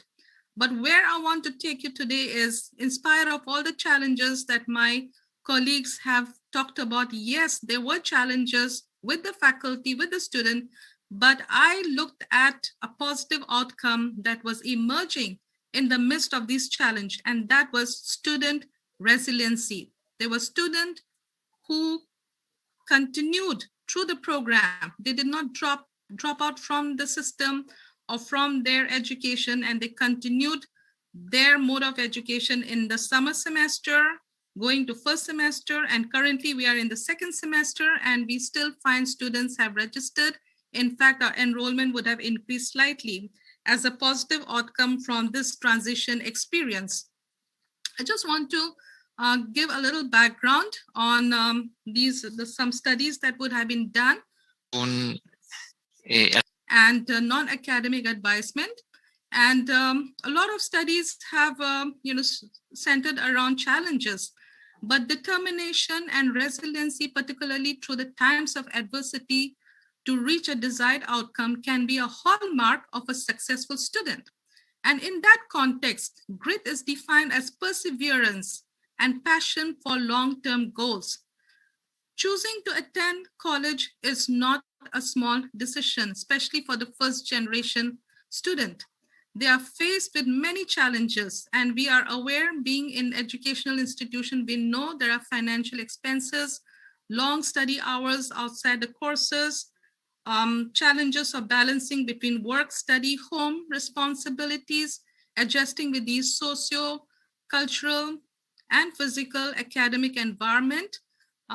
So these are a lot of challenges that are found when students face normally. But for a college student to be successful, they not only need to have passion to complete the courses, but they also need to keep in mind their long-term goal, whether that is earning a certificate, an associate degree, or continuing their education further. In some of the studies that we have quoted here, especially with Duckworth and others, we see that researchers wanted to understand why some college students were more successful than the others. And they found that grit or the tenacity or the perseverance to go on with the program increases with age, and students with a higher grit score have lower SAT scores, okay, which is scholastic achievement test, which they do to enter university, but they may have lower SAT score but higher GPAs. GPAs are the scores that they attain in their college courses. So resiliency is one component of grit that explains that some of these phenomena are as well as overcoming adversity in the face of challenges. Okay, that was done before the pandemic. These studies were done.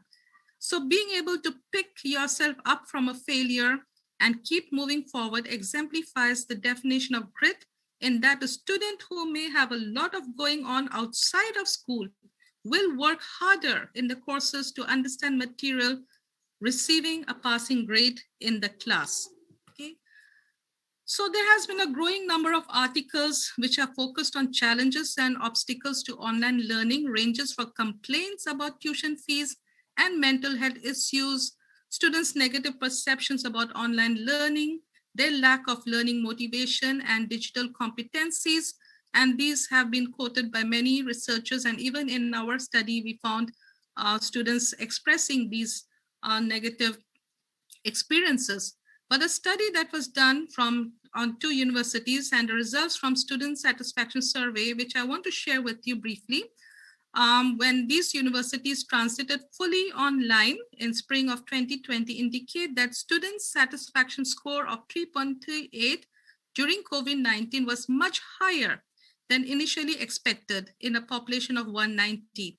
And students previously more satisfied with the university, it seems, continue to feel satisfied regardless of the instructional medium.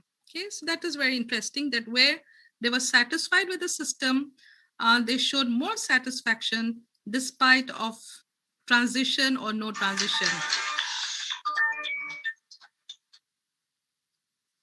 So in their study, among 11 survey items, there were 2 statements that they saw did not change significantly.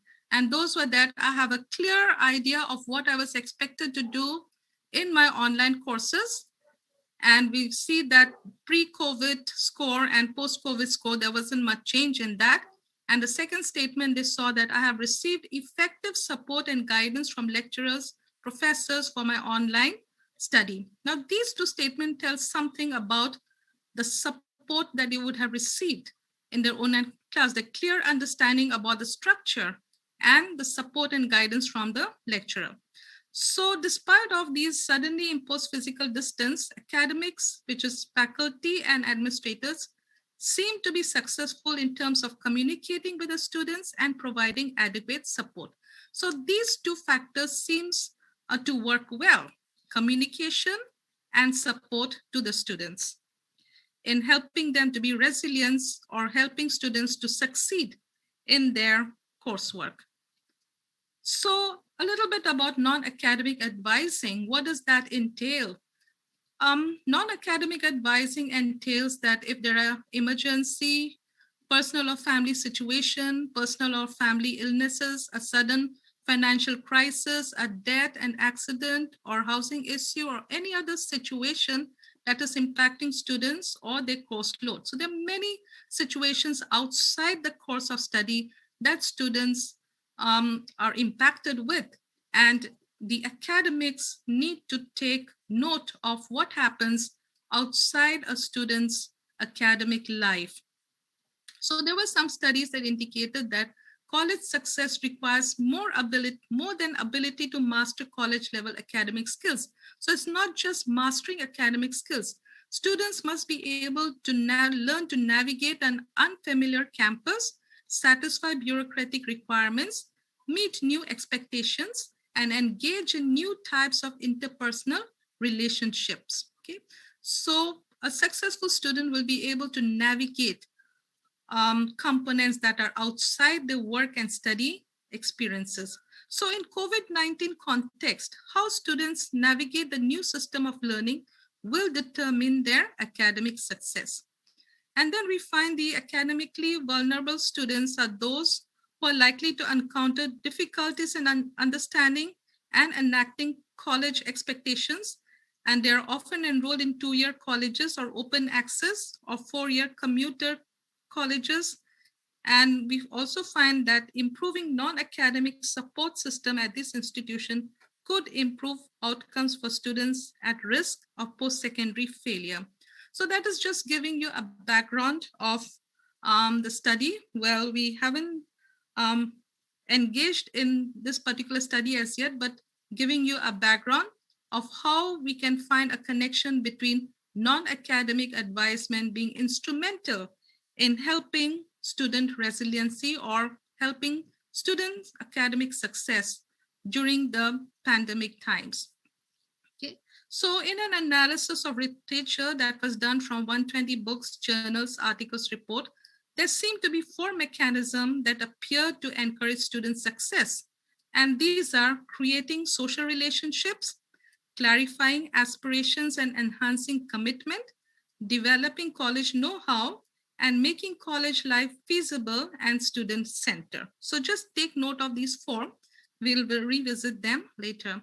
So going into the study that was done at the University of the Southern Caribbean, and Dr. Chesney and Dr. Hill alluded to the surveys that were conducted at our university when we transitioned from face-to-face to online. We wanted to know how the transition has helped, what are the gaps, what are things that can be put in place to help the smooth transitions.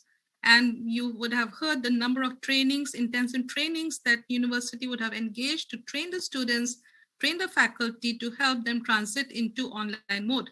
So the aim of this study is to examine the role of non-academic counseling approaches to student resiliency while transitioning from face-to-face to online distance mode. Well, it's just an assumption for now, but I'm trying to investigate that. So it's a study in progress. So if you have more ideas on that, you can feel free to share with me. So the survey that Dr. Chesney and Dr. Hill alluded to was conducted over a 2-week period in the month of 2020 and used the SurveyMonkey. And this was conducted among the students. There were about 790 responses. And the survey instrument assessed at least 3 areas. Those were accessibility, mental readiness, concerns and challenges, teaching and learning experiences, technical issues, and there were suggestions for improvement. So it was kind of 2 kinds of instruments. The items were used. There were closed-ended questions and there were open-ended questions. The closed-ended questions measured or they examined the accessibility, mental readiness, teaching and learning experiences, and technical issues. And the open-ended questions where students responded, and a lot of responses, over 500 responses were open-ended, relating to concerns and challenges and suggestions for improvement. Just a demographic of the year of study. Most of the participants were 1st and 2nd year students. They were the one who participated in the survey. The schools that they came from, most of them were from the schools of Science, Tech and Allied Health and Social Sciences. Of course, the population in these 2 schools are maximum in our university. And again, we find since they were mostly 1st and 2nd year students, the age range was also much younger compared to others, that is 15 to 25 years. Okay. What we find here is that the accessibility, we find that most of the classes that were face-to-face before the transition or before the pandemic, most of them transitioned to online mode. And those who did not transition to online mode were those that were not offered or that were canceled, those were mainly courses that were offering practicum experience, which needed the practicum component and which a lecturer cannot conduct it online because students have to go into the field to conduct the practicum. So those were the courses that did not take place, but all the other courses were transitioned to online mode. With regards to accessibility, how did the students access to the online classes? We find that most of them had laptops, that they used laptops to access. And then the others were smartphone. Some had desktop PC, tablet, some went to internet cafe. And the others, there were some who borrowed devices and even used their employers' PC, desktop to access their classes. So this is how they access their classes online. With reference to how many of them shared the devices, it wasn't that all of them had one device for themselves. They had to share devices, but they were making sure. Now we are seeing a resiliency coming true because they had to make their successes in the academic, because they went to transition, they had to move quickly, adapt themselves to the situation. So they shared devices. So if they didn't have a device, they will not say, I didn't have, and they didn't do, but they had a drive to continue with the program. So they shared devices. So they shared at least one person. Most of them shared with at least one person. There were 2 persons, and there were others who shared the devices with 3 or more because they were family members at home, which was sharing one device. The parents were in the university program, children in the school program, they were all sharing devices. Okay. With regards to mental readiness, we see that many of them, majority had anxiety level increased, but the positive side of it was the anxiety level was not affected by the transition, and some said their anxiety decreased. Now, people who said that they were not impacted were the ones who were already in an online program before the transition. So it did not affect them because they were used to online mode of education. And so it didn't matter the anxiety level, but anxiety level increased for those who transitioned into online mode for the very first time. Okay. Now, this is the interesting part that I would want you to take note, that the response to teaching and learning, the one that I've highlighted, says that my school and or lecturers share non-academic information to counsel, inform, and assist students. So when I looked at this particular graph, this is where I got interested with the topic. And so I tried to focus my topic in that. So it is in very infancy stage because I still need to collect more data to validate what I have put there. Okay, sorry, my battery is dying. All right, so this is where I really got interested, and look at all the responses. These are all academic related, but non-academic, because lecturers were able to give extensions. They provided the contact information. They have been in regular contact, regular feedback, and have provided access to pre-recorded sessions that were missed. Materials were presented in a way that facilitated optimum learning. And of course, the normal complaint was that there were a lot of coursework and quizzes to be done. Right, so we found that about majority of them were able to access to online, that we saw already. And there were challenges for not accessing was because they did not have a proper device, or the device was damaged, or they just felt overwhelmed. And the other people who responded was that they didn't have appropriate device. They tried to access, they had technical difficulty, and they felt overwhelmed. So these were some of the reasons why they did not access the course online. Some of the concerns and challenges, this was open-ended, a lot of responses we got to them. And I just, classified as social presence was a challenge, that they were missing the presence of the lecturer and the students in the room.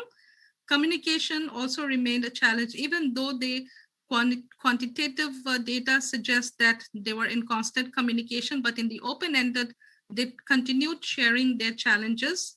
Home environment was a challenge because they were sharing the spaces with a lot of other members at the home. So they didn't have that private space Right now, I'm in here space. My husband is in the other space. We're also fighting for space, but it is space where we can facilitate our learning is so important for academic success and resiliency. The quality of work, students felt that the quality of work was being compromised. And of course, internet issues were also challenges. But in spite of all of these, what came out was students did not drop out from the course. They continued the summer program, they continued the first semester courses that were offered, and they continued their program that has been offered in second semester. So that is where I see the pattern of resiliency going on, and the part with the lecturers where they have been in constant communication with them. These are some of the suggestions that came out. Of course, they want lecturers to be more mindful about how they space their activities for their classes. Of course, they want more accessibility to software and laptops on loans. Those who don't have, those are sharing devices, and then to give adequate time for assignments and to change the mode of final exam. Of course, this was the first survey done. Between then, which was in April, and now, Dr. Hill and Dr. Chesney will agree that a lot of things are put in structure to make these changes, and final exams are now made in a very conducive manner for the students that is, not difficult for them, and they are made very student-centered and student-friendly. Okay, so what has been the implication? I know my time is up. So student resiliency that was indicated was all students transitioned online, except for those classes that was canceled. Majority of students access classes online, even though they had to share devices. With regards to mental readiness, 32% did say, even though 68 said they increased anxiety, but at least there were 32 who said they were not affected because they were used to online mode before.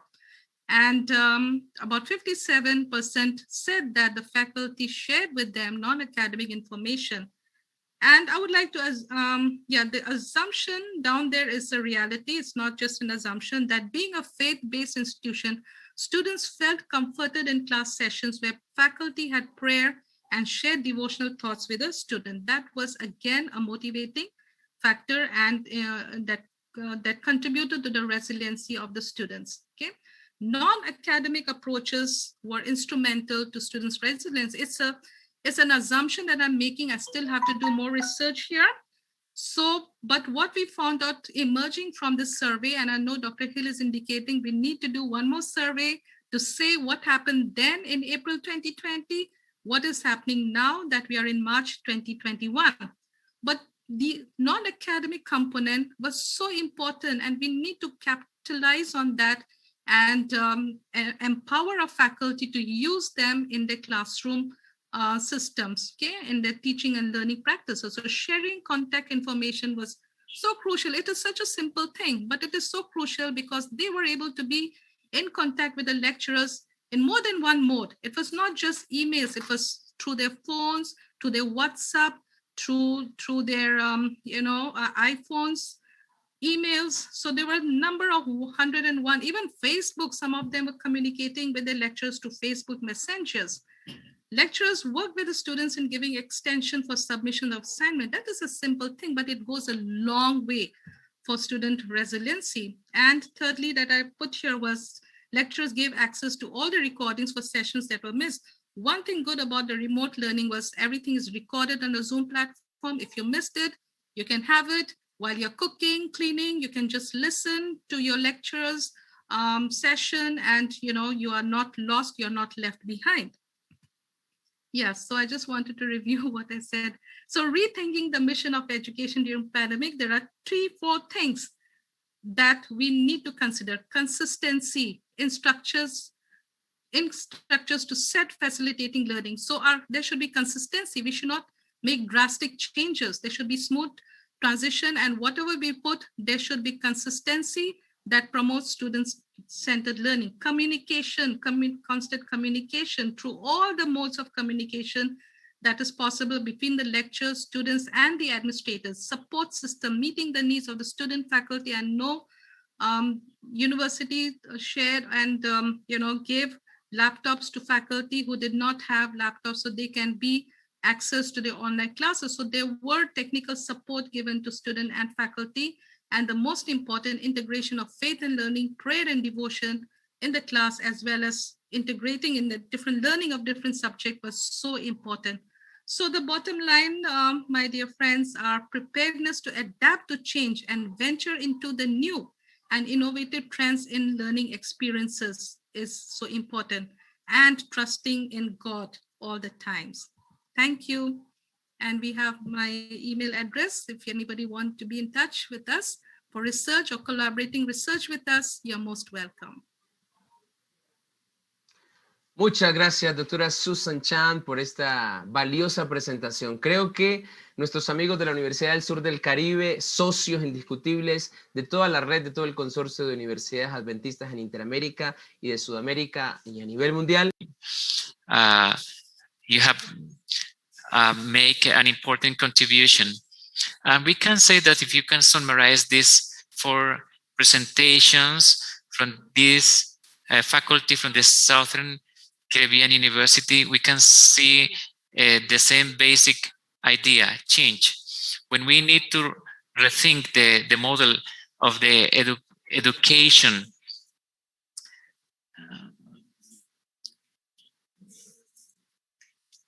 we need to explore more and to check if we are doing a change and we are considering all the elements, looking at all the picture, and how can we be relevant without our model of the Adventist education. Thank you, Dr. Chan, for this resiliency.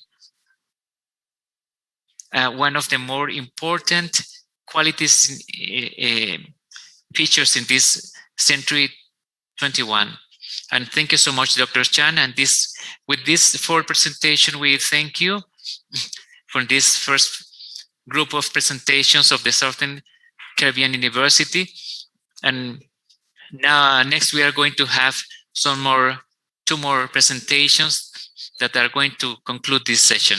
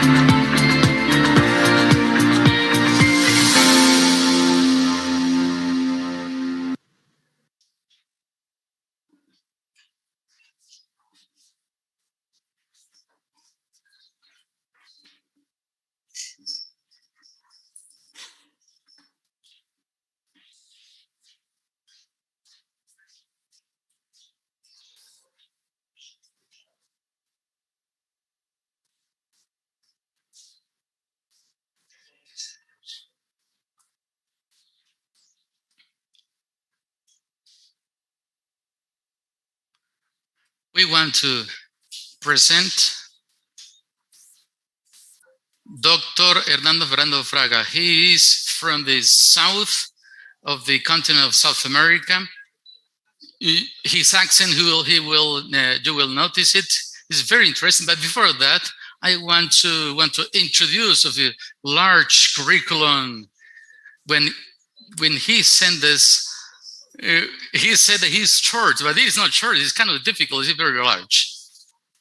Dr. Hernando Fraga has done in his academic life, and now he has 31 years of academic life teaching in the levels of university level and postgraduate studies. He is professor of philosophy in the University of Catholic University in Santa Fe in Argentina. He is a doctor of philosophy in philosophy.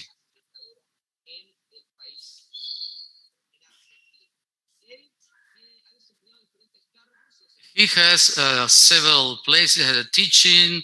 He has been dean as a faculty of humanities in science and socials, 2007, and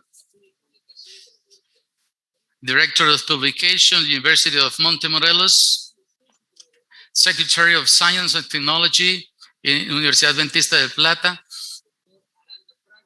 Dr. Aranda Fraga, he is associated with several members of the networks in Latin American, worldwide, of the philosophers Adventists in other places.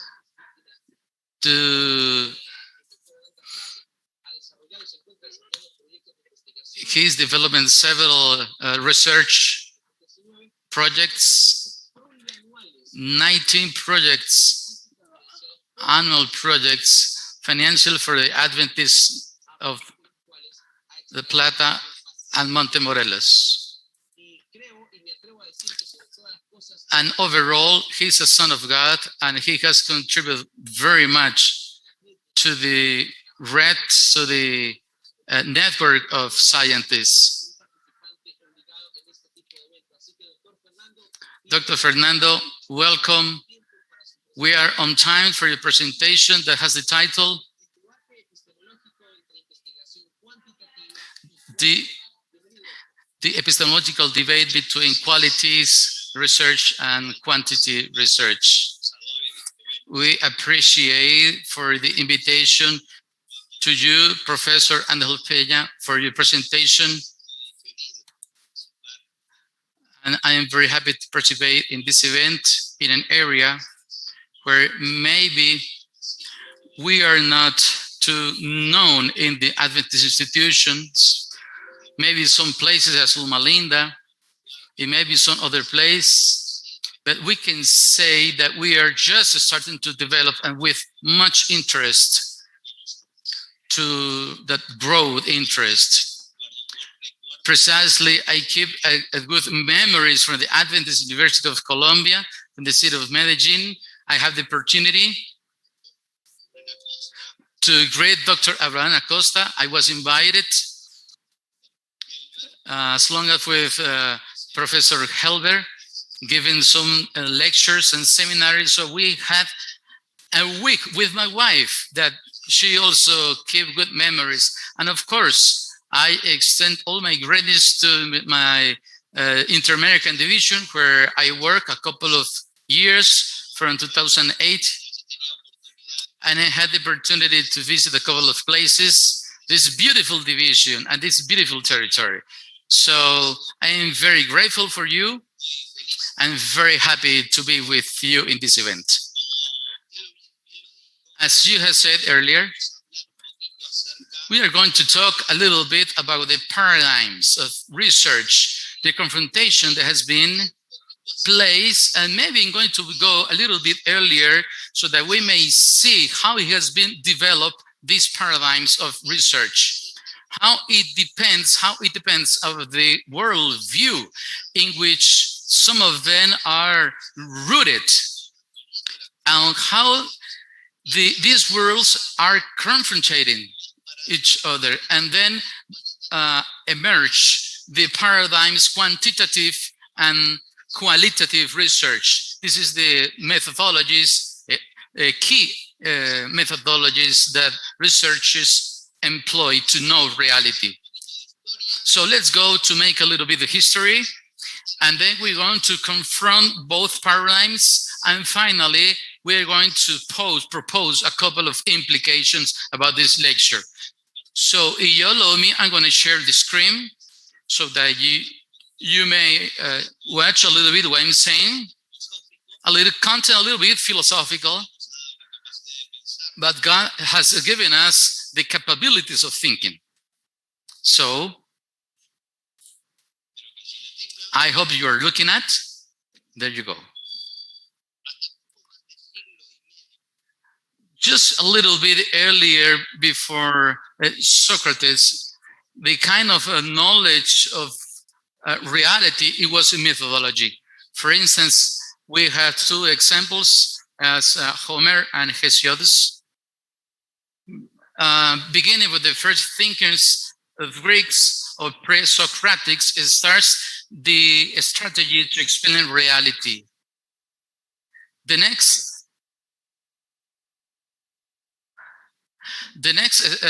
level of knowledge in history was the attempt to explain reality. Man and world, they are indivisible. As a difference of the worldview, this is not a world, eternal world, but has been created by God. Triune, in which the immortality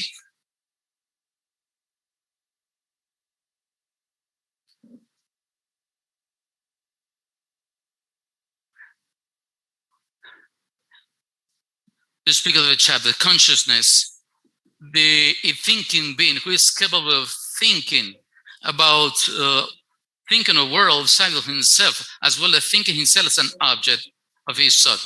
It is then probably that the activity appears as science in all his splendor, which it doesn't mean that it doesn't exist before, but now with more capabilities and conditions very different, acquiring capability different from the earlier stage. The first thing that he's trying to discover is his being, his knowledge of himself. The knowledge and the gnoseological means. The turning point is the figure of Descartes, father of modern philosophy. With the French philosopher, we enter then in the era of idealism, the empire of subjectivity, the end of native realism.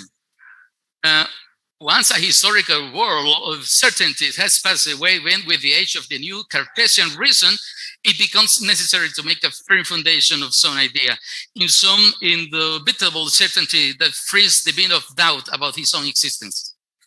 2 centuries later, with modernity fully consumed as an irreversible situation that gives meaning, we arrive at the next inflectional moment in historical construction of the subject. With Kant, the new modern anthropological paradigm is defined it is entirely. A model has not only altered the structure of the subject being, but also the entire ontology. Reality will be from then divided into sections. The realm of being, of the nomenon as realm of appearance, or the phenomena. Only in the last kingdom does science fit. Recapitulating, the paradigm of modernity is defined by this rationalist vocation of extremists. Even a British empirism is only a variant of this aspect. The preeminence of the subject is the sign of the time. There is a search for objective knowledge above all things. Only knowledge arises from consciousness, the domain of the modern subject, where it will found the universality of knowledge. It is about the universal subject, animated by the purpose of carrying out as objectives true rational science, through which the advent of endless progress will be possible. Acquired by the science from the beginning of modernity onwards, the current concept of science remain identified with a specific methodology. During the 7th centuries until after the middle of the 20th, it can be said that only who used the methodology marked by the unique model absolutely consolidated and appeared as a monolith in which no cracks were evident. This was the model, physical mathematical model. imposed as a unified way of approaching reality. It is also known that this model was based on a worldview that hand in hand with modern science and rationality-oriented experience was also exclusive.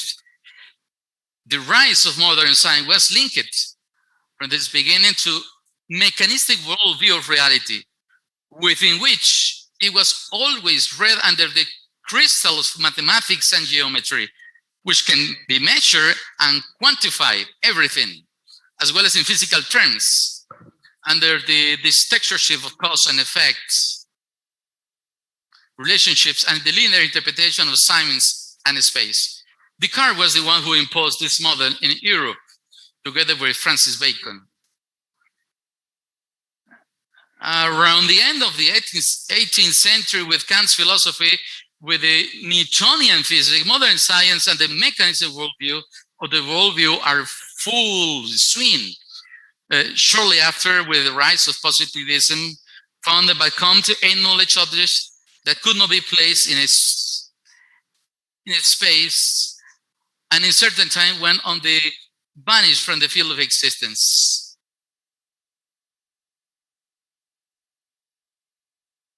It was interpreted as a primitive moment in the evolution of humanity. Let us remember, Comte divided history in three evolutionary stages: religious, metaphysical, and scientific. And in each stage was an overcoming and negation of the previous one. Therefore, at the beginning of the 19th century, Europe lived in a scientific stage of myth that fully yielded to the centrality of natural science. Very progressive civilization that now, at the peak of the 19th century, mechanism and liberalism had managed to enter the golden age of the history, where everything could be measured, and what could not, it don't exist then, it was not an integral part of reality, since reality itself had to be positive. The scientific progress of man was clearly evident.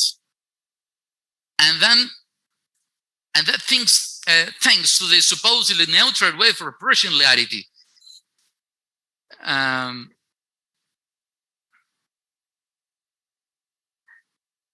wickedness. Several decades after triumphalism of the positivism and later behaviorism appears on the world scene well into the 20th century, some unwanted but unintended effects of modern science of technological conception of the world. This technique achieved unexpected developments with which the world has borne by the greatest massacres in history, unbalanced nature, etc. Modern science and technology, extraordinarily fertile in their achievements, were myopic in terms of their own essence, because under the slogan of being man's instrument for him to dominate the world, they did not perceive that it was getting out of hand, transforming him so deeply that it led him to dehumanize them, being an instrument of threatening death for his creator himself. Science, instead of uniting men, turned him against himself and turned him into the most implacable enemy and destroyer of his home, planet Earth. Science seems to have failed to connect the most intrinsic nature or reality with natural human experience. Modern classical science limited itself to describing the surface of things as a single dimension of reality. Although science today knows much more than before, it is evident that men are increasingly missing the essential things that should concern them. The more that is known about our organs and their functions, the internal structure and biological reaction that take place within them, the more evident is our failure to grasp the spirit, purpose, and meaning of the system that these organs make up. Although humanity enjoys a more comfortable existence, It isn't now what will become of us in the future and what direction the universe in we are still living. For our experience, it appears chaotic, confusing. Being able to explain almost anything, we perceive that we understand less and less about our lives and our relationship with nature in the universe. Before us, it presented a range of possible worlds, among which none seems to be clothed with certainty. Such is the panorama presented to us by this postmodern world in which our existence languishes. Such were the facts that our interpretation of history that led to the modification of the current worldview in the first instance, and then as a product of ferment of new ideas, of a change in the way of approaching reality. Thus, a new scientific methodology is born. The idea arises that the study of reality in the frame of its most notorious and relevant interrelations. It is susceptible of a specific causal, atomistic, and positive analysis.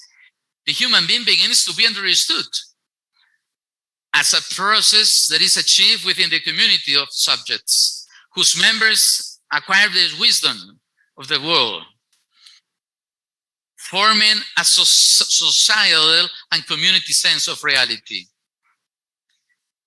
This is the concept of knowledge and science.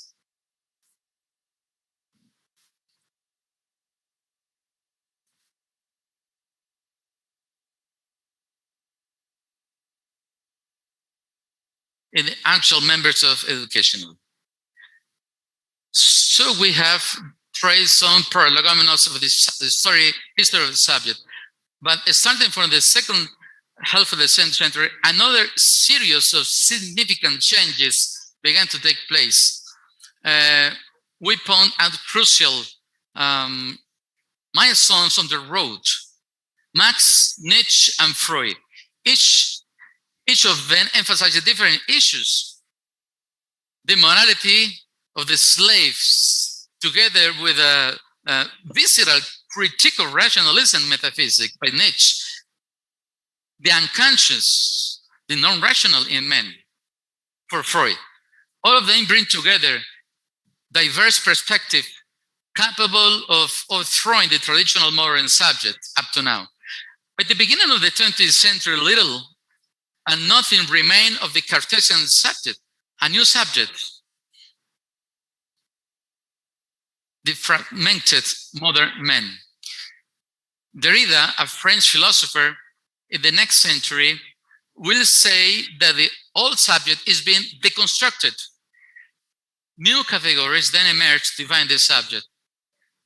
Categories loaded with weight of history of the events. Facts that ruin one of the strongest basic notion of supporting modern conception of subject. We refer to the idea of historical progress. Voices of learn are beginning to be heard everywhere, especially during the interwar period and with the lowered tone after the genocide of last great conflagration.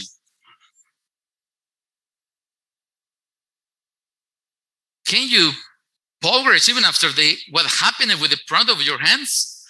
Where has your instrumental rationality led you? Will this subject be rebuildable, or that reality require destroying it from the roots to start over? Is there a possible horizon that allows such a reconstruction? The quantitative research aims to establish relationships between the components of the study of phenomena to attain principles or laws capable of explaining and predicting them in terms of cause and effect. Therefore, adhering to or opposing to quantitative methodology implies adopting or questioning a mechanistic and atomistic approach to reality. This is understood as a simple, punctual, or rejected or apprehended immediately and without intermediaries.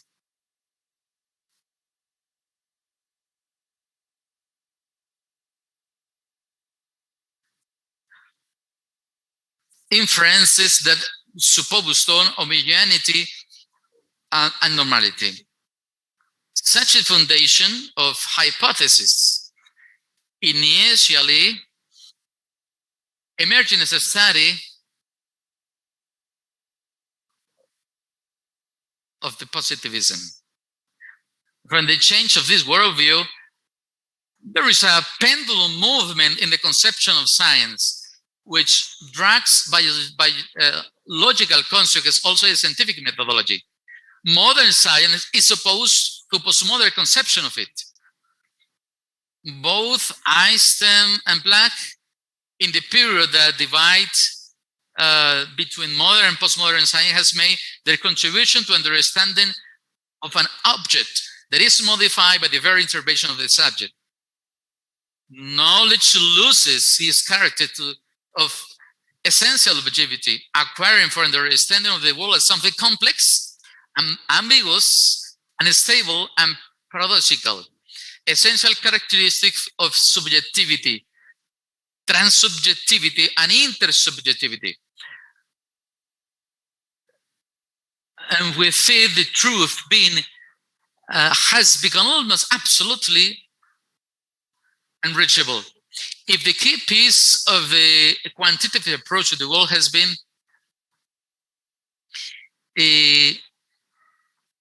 of the deconstruction, whose paradigmatic intellectual figures are Kant and Derrida, respectively.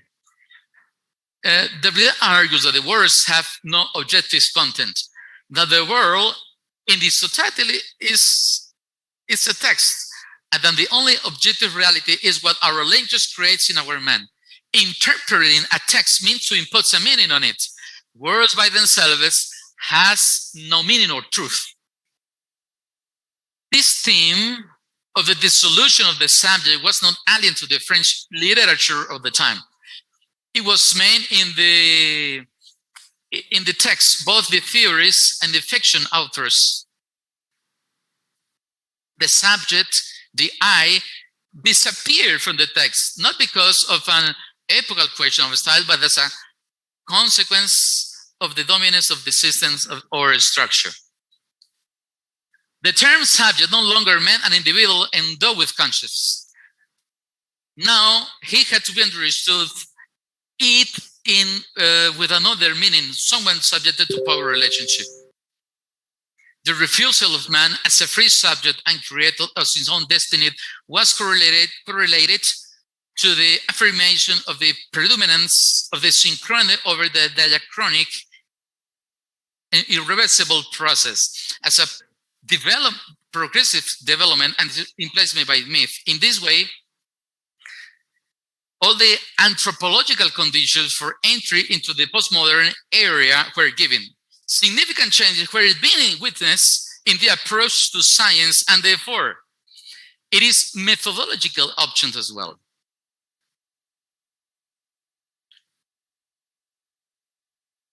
We have passed in the time of the characterizations from Homo sapiens to the Homo faber to the end of modernity. What definition will be more appropriate to the subject of modernity? We enter the times of fermentation as paradoxically in the area of globalized subject. Such tension will provide us with an approach to description of the current historical subject, a subject that tries not to cling on history, which in our time tries to deny not to an eternal present, but does not want to allow itself to be diluted in temporality. The subject of post-area. Describing the subject of the so-called postmodernity offers many difficulties, since it is a constellation of factors that are very intricate and mobile, characterized by the following notes: nihilism, skepticism, vindication of the plural and particular, and increasingly mediated by a relationship between men and things. For Lyotard, postmodernity is an age of culture in the age of the post-industrial society. It is the age of knowledge and information, which constitute the means of power. It is the end, an announced death for the idea of progress. It is the word that always stays young. The body is value and dies are on the rise. The aim is to improve the surface, the peak, in order to show it off. The only thing that really matters is the present moment. Consumption, comfort, luxury, money, power, fame are the dominant values. Hedonism, subjectivism, and absolute relativism are the principles that govern the time. Everything that emanates from the free creativity of man is what really is worth. And a key sign of the area is the denial of time as an explanatory dimension of the meaning of events. This dehistorization of reality, taken to the pedagogical field of theory, leads to the reverse of the axiological scale. If there is no longer a historical frame of reference on the basis of which events can be recognized, there will not be a place where values can be clearly set.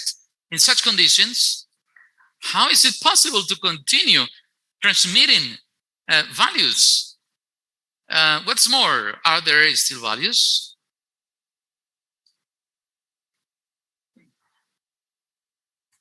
The globalized digital subject of our time.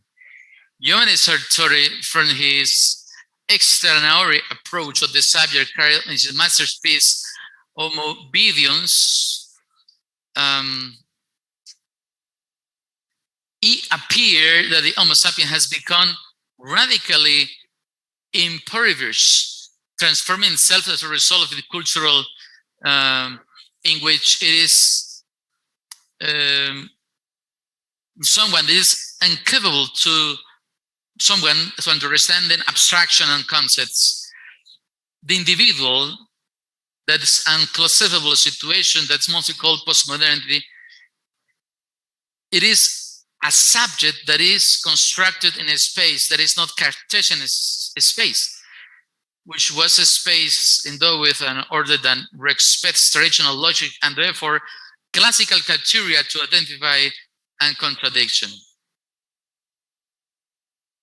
The landscape has changed. The representation system has been radically modified. What has changed is not only the reading system, but the territory of the construction of the subject has also changed. The subject itself has changed.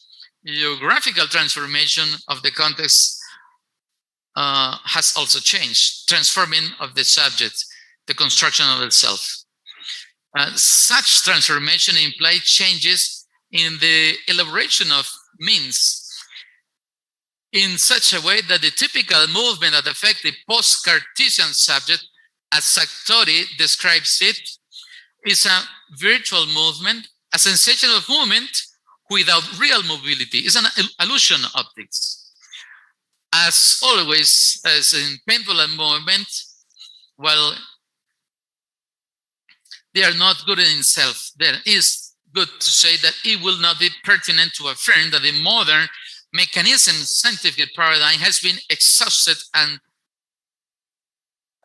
although it is perceived and obsolete in order to understand the world, the virtues of measurement of quantitative means should not be denied with a broad panorama that contemplates the research. It will not be dismissed or considered ineffective. It is necessary to pay attention to this presented methodological neutrality, recognize its lack of asepsis, and use it in combination with other types of scientific approach. On the other hand, a distinction might be made between pure and applied research. For example, when we refer to knowledge of an educational nature, we say that this is a soft knowledge as opposed to hard or applied. Hard knowledge is that in which the results of the investigation are verifiable, definite, and cumulative, as it happens clearly in natural science. leaders in this type of scientific investigation. Soft knowledge, on the other hand, has difficulty in obtaining reproducible result, which is why it becomes difficult to defend its validity. The pure and applied nature of research, the first occurs in disciplines oriented around theories. Those other disciplines that produce applied knowledge focus primarily on practical questions that arise from central scientific context. For this reason, its results are not intended to establish general patterns of behavior, but rather to solve particular problems.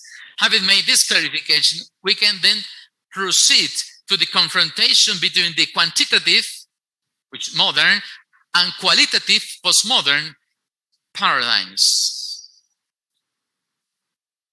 Briefly, we established a different establishment to establish and understand the scientific knowledge, the qualitative and quantitative. Quantitative research involves systematic collation of numerical information, frequently under condition of strict control through statistical procedures. Qualitative research consists of systematic collation and analysis of narrative materials of a more subjective nature, in which control by the researcher tends to be reduced to the minimum. End of quote. Defining the qualitative research with a little more precision, the best way to understand is to see at the context. In the phenomenon, culture, organization, you are studying an experience being an integral part of it. When you select a sample for a study, the qualitative is flexible in questioning the people who make up the context and always operates under the ontological and epistemological assumption that there is no single unitary reality independent of our perception. Oppose methods that claim conclusions on integration between individuals. Because each individual is unique and irrepeatable. It recognizes the reality that each researcher is unique as a human entity, that all research is necessarily biased by individual perception. Relatively simplistic comparison between shows as the following comparison. And you see here in this table a parallelism where both knowledge are compared, qualitative to the left and quantitative to the right. Quote of Silverman: "It seems to follow that there are quantitative research superior because, for example, exempt from evaluations. Implication here is that the quantitative research report reality simple and objectively, while qualitative research influenced by the political values. On the other hand, other people might argue that being exempt from social sciences assessments is undesirable as it's impossible. This same kind of argument can arise about flexibility.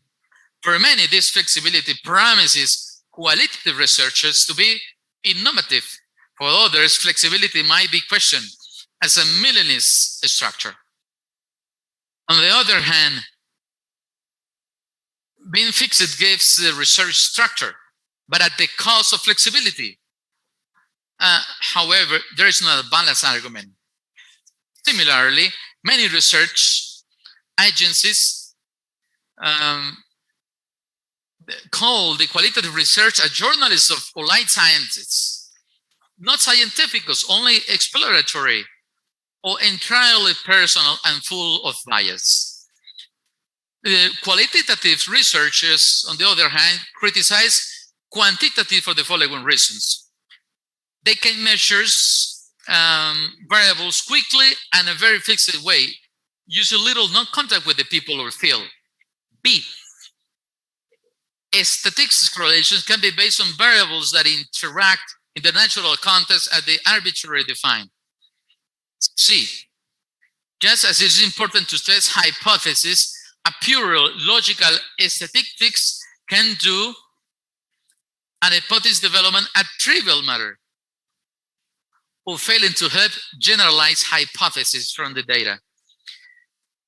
The main advantages proclaimed by for the qualitative research are the following. A, predilection for the qualitative data, an analysis of words and images rather than the numbers. B, preference for data that occurs natural by observation rather than experimentation, about the structure rather than a structured interview. C, preference for meanings rather than behaviors, attempting to document the world from the point of view of people analyzed. Quote from Polita Hangler. Although the difference between the qualitative and qualitative methods has been sometimes been exaggerated, there is no doubt that there are some important distinctions between the two types of research. Quantitative research, also known as rigorous or hard science, tend to emphasize the role of deductive reasoning, the rules of logic, and the quantifiable attributes of human experience. This line of research has its roots in logical positivism. Qualitative research, which can also be identified as non-rigorous or soft science, highlight above all the dynamic, holistic, and individual aspects of the human experience and tries to capture each of these aspects in the context of where they live. End of the quote. Conclusion. Epistemology, method, and truth. In today's world, depending on the complexity and diversity of the enormous number of problems, it is necessary and essential to assume and inquire a spirit which favors the search for truth, although it is known in adventure that it will never be achieved, at least humanly speaking. The truth with the capital letters of those greater truth. For those of us who work in the educational spheres, this type of behavior becomes more than relevant, and it will be that will make our trade a professional activity. Such responsibility, which falls to the teacher today, should lead him to the awareness that the selection of the qualitative or quantitative approach is based on the object of subject.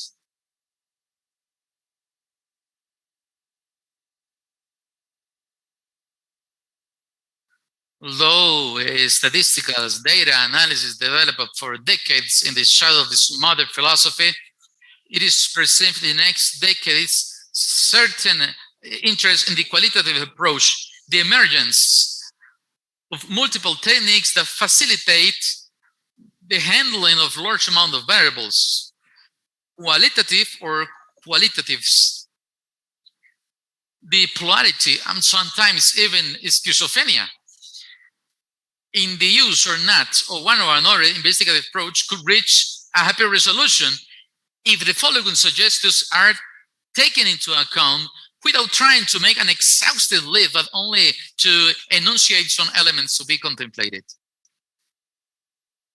First, do not adhere in flexibility to a specific methodology, but using it according to the adaptation of the sector of the reality that it desires to investigate, as well as to the knowledge that researchers possess regarding one or another methodology.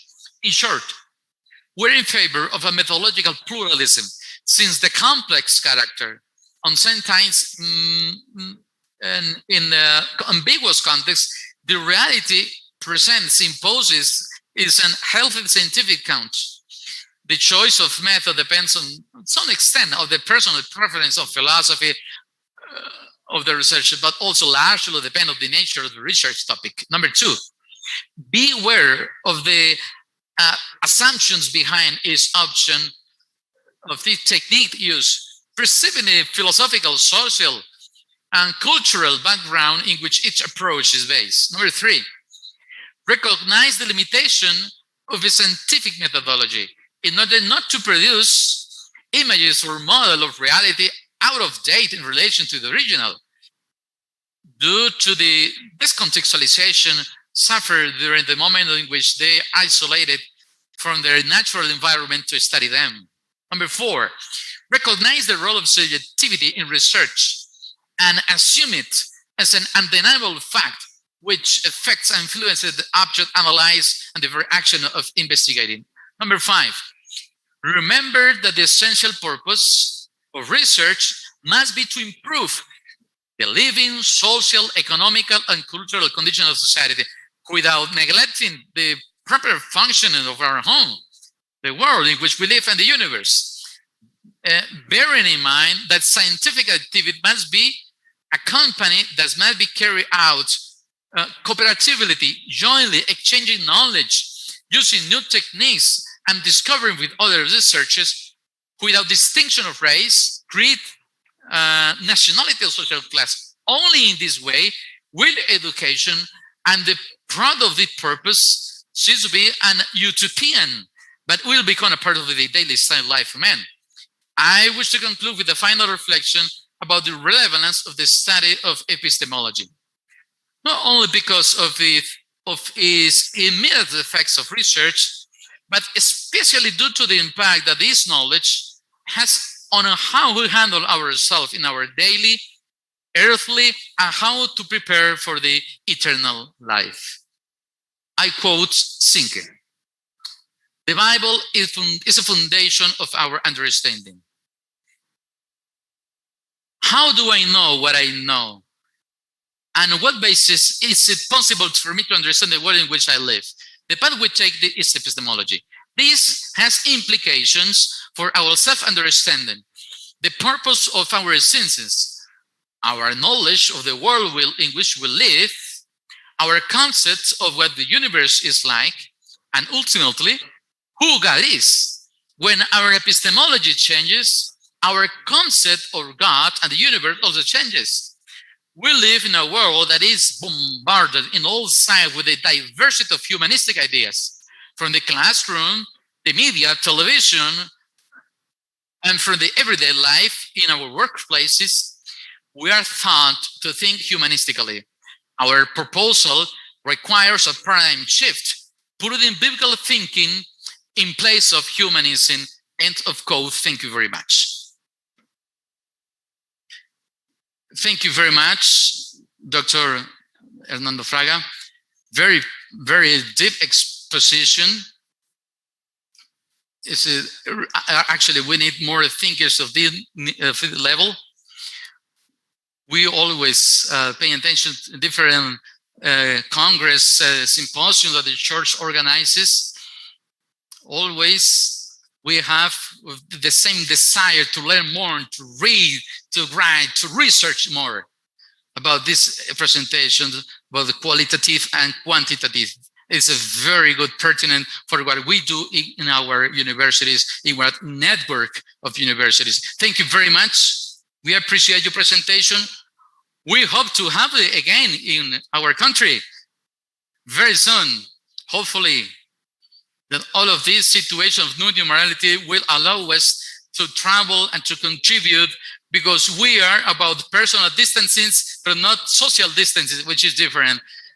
Greetings to your wives, to your children, to all the people in the South, in Argentina, and thank you very much once more to be with us and to contribute once more to the point of view of philosophy to this important event of the Inter-American Division. Thank you. Okay, we'll come back in a couple of minutes. Don't miss it. We are going to take a few seconds to stretch a little bit and to close this afternoon. So we come back for our last presentation of this afternoon.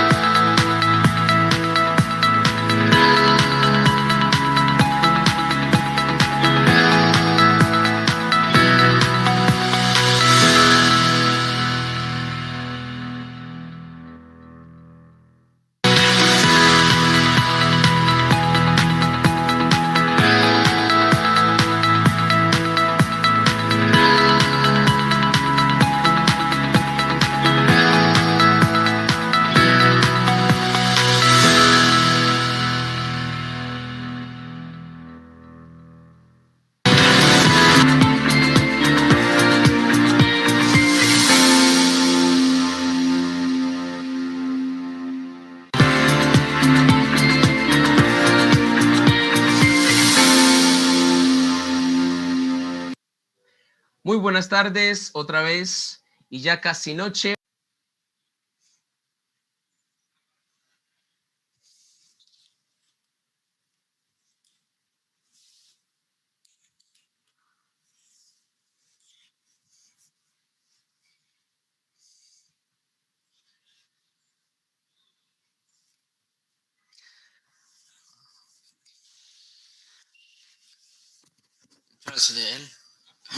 Okay.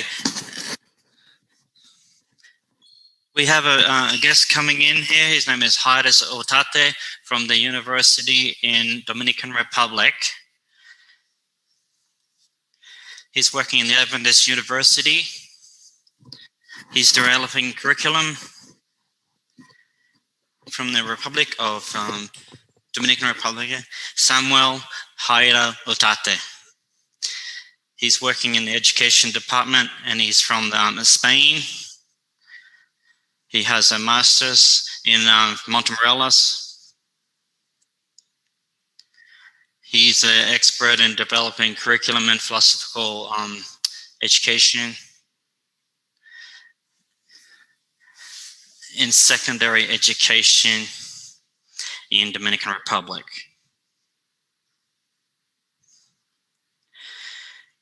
He's teaching the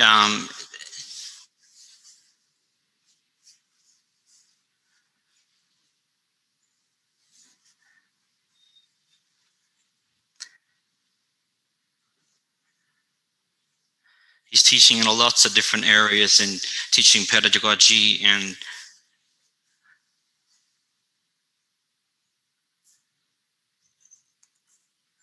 biology and the sciences.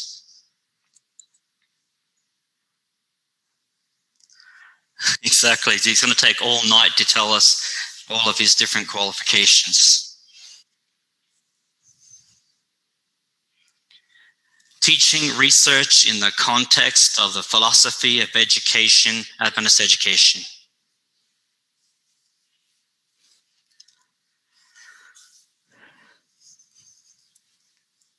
Till 5:45, we'll be listening to him.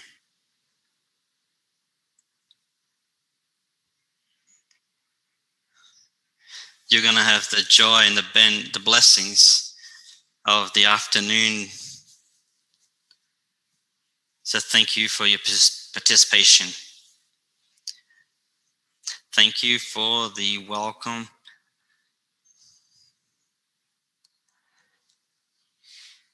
Thank you for all the people that are attending.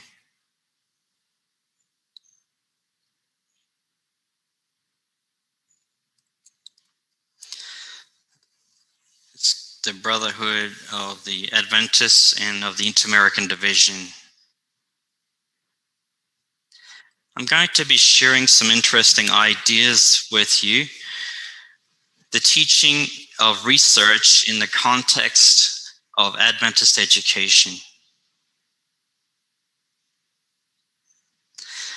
A big hug and a warm welcome from the Dominican Republic.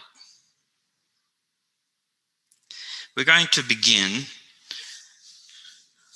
as a base, some ideas. The first is going to be in Isaiah 1:18. Come and reason.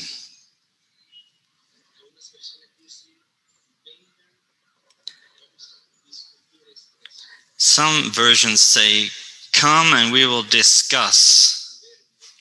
In Proverbs, in verse 7, verse 1, chapter 7, verse 1, my son,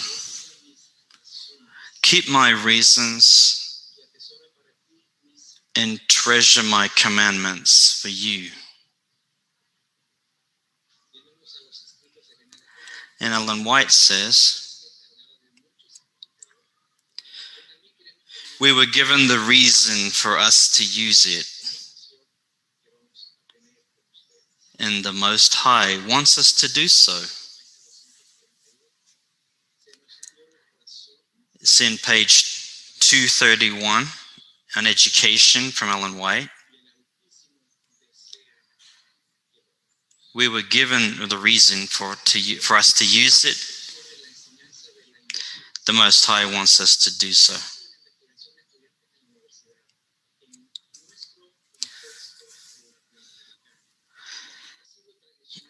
Teaching research to students at universities in Latin America is traditionally a challenge due to the complexity of proposing solutions to real problems through curriculum content from a scientific method perspective. In that sense, studies show negative correlation between teaching and scientific training. Lack of enthusiasm for research and the difficulty of inducing graduates from the secondary level who come with little research skills in the research world.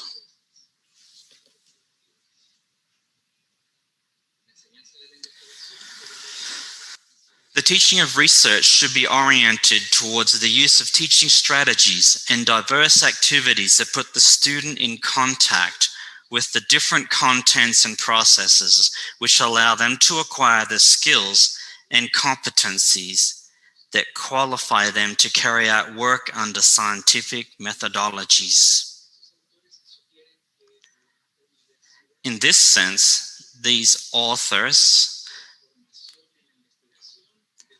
that's Lopez de Parra, Hernandez Duran, and Quintero Romero in 2018, suggest that the university should promote training and research from the same process of learning the students to what they call training research, not requiring processes outside the educational work.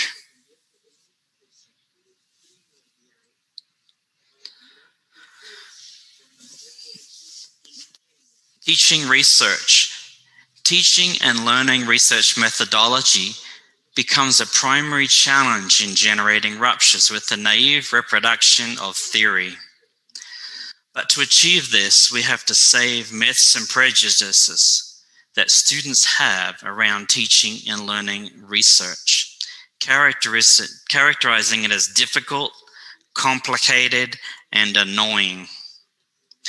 As Sandan Esteban tells us, research training trains students in the skills and procedures necessary to generate knowledge, freeing them from an intellectual exile in which he becomes a mere aerotic consumer and a cryptic player in his professional future of the various disciplinary approaches.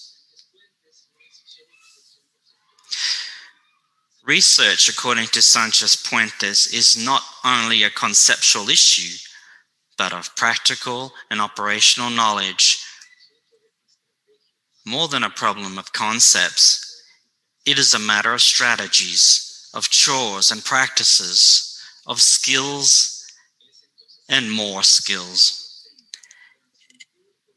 It is the teacher's responsibility to pass on how to do research to the student. To achieve this, you need to be competent and committed to achieving your professional profile.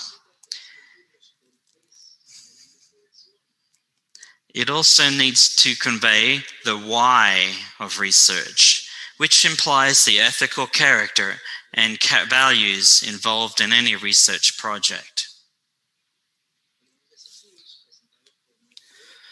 Some challenges presented by Contreras Montes de Oca presents conditions and challenges to make research teaching a reality in our context.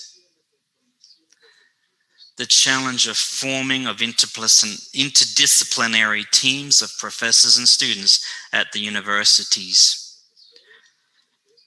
The challenges of integration of a true institutional system that enables processes. Training of teachers in research. Linking your research with theoretical perspectives in an up-to-date and real context. The challenge to get to see the teaching of research from the perspective of solving relevant problems in the social and pedagogical context in which the teacher develops. The challenge of guiding the teaching of research to promote in teachers the culture of understanding teaching in its own context. Creation of avenues for the dissemination of the research raised.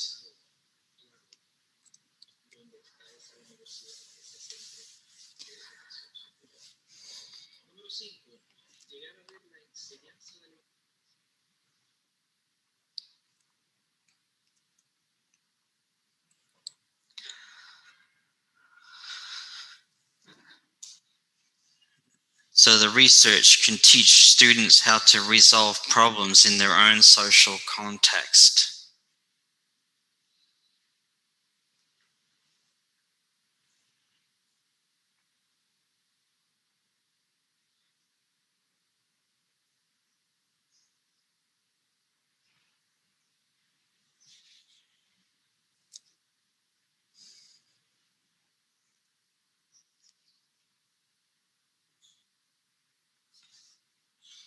So to creating ways to share their investigation.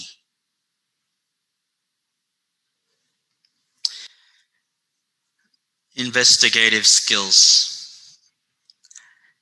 Is any skill developed in solving a problematic situation in the field of teaching, work, or research itself using an established methodology?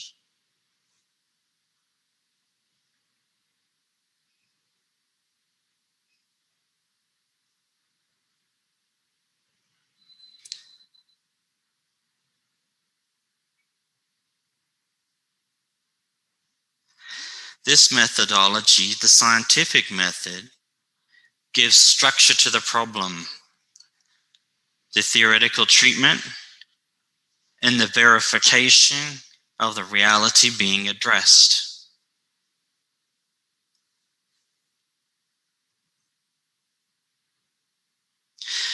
Research skills provide the tools for the individual to regulate the activity rationally. Characterization of investigative competencies. Observational competencies.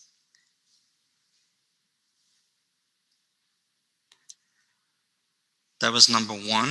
Number two, competencies of asking. How to ask the questions. How to form questions. To make a hypothesis. Number three, reflective skills.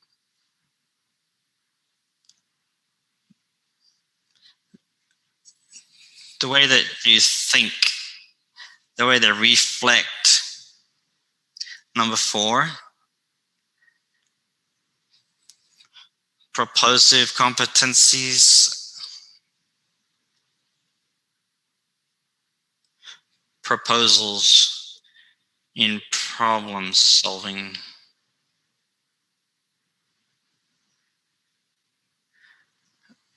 Possibilities on how to prove something.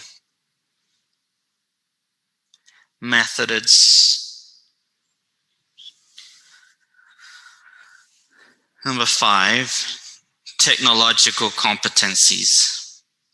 We use a high level of technology, which makes things easier in lots of aspects in research. We need to teach those technological competencies. Interpersonal competencies.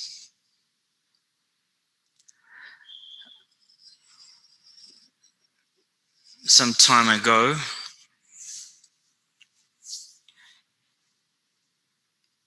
these interpersonal competencies weren't well received in investigative field.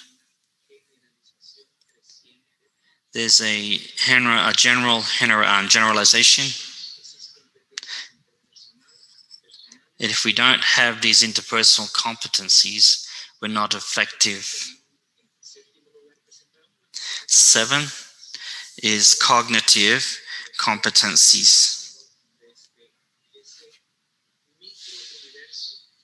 This micro universe, all research should be done from a cognitive competency.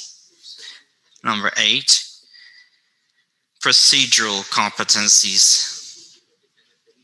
Scientific method. All scientific activities need to follow procedures. Number 9, analytical competencies. We need to teach students how to analyze data. 10, communication skills. We don't have to speak much about that.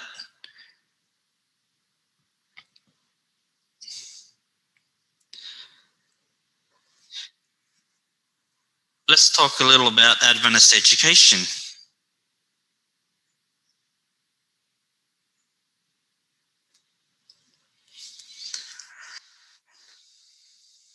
The philosophy of Adventist education is integral and holistic. It accompanies the whole human being and seeks restoration to the original state, which was lost by the entrance of sin.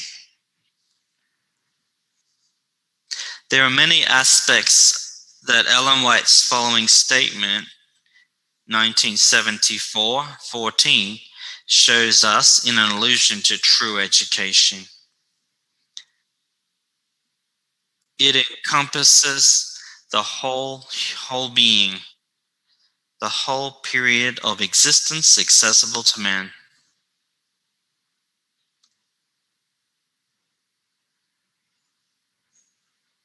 It is the harmonious development of physical, mental, and spiritual faculties.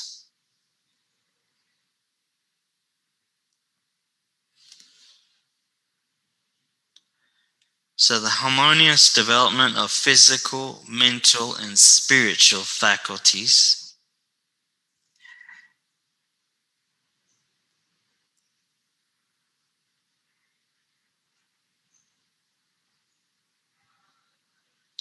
prepare the student for the joy of serving in this world and for a higher joy of providing a service in the world to come.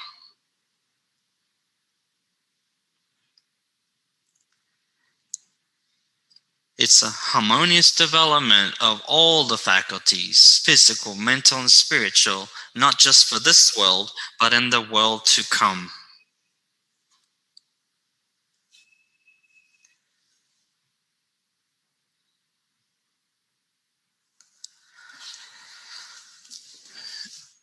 In adjunctly, the Declaration on the Adventist Philosophy of Education states that Adventist education stimulates the development of independent thinkers rather than mere reflectors of the thoughts of others, and that it encourages the maximum development of each individual's potential.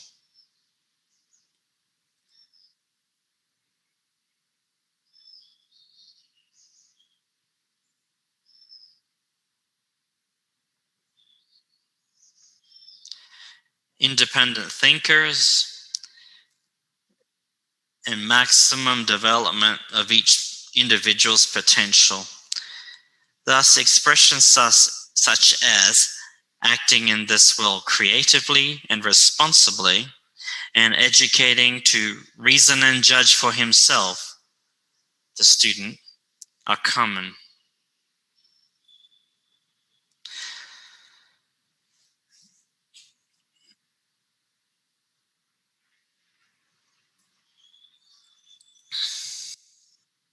These actions are possible because human beings by design and creation have the faculties that make them viable. Inspiration tells us that God created man in his image and likeness. Genesis 1:29. With the mind able to understand divine things. and with reason that dominates appetites and passions.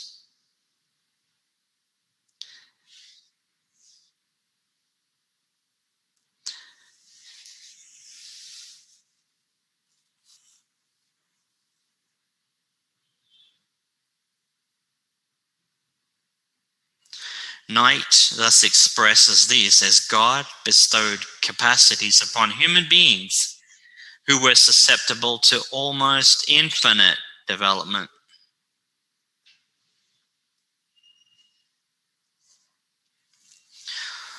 All the faculties of the mind and soul reflected the glory of the Creator.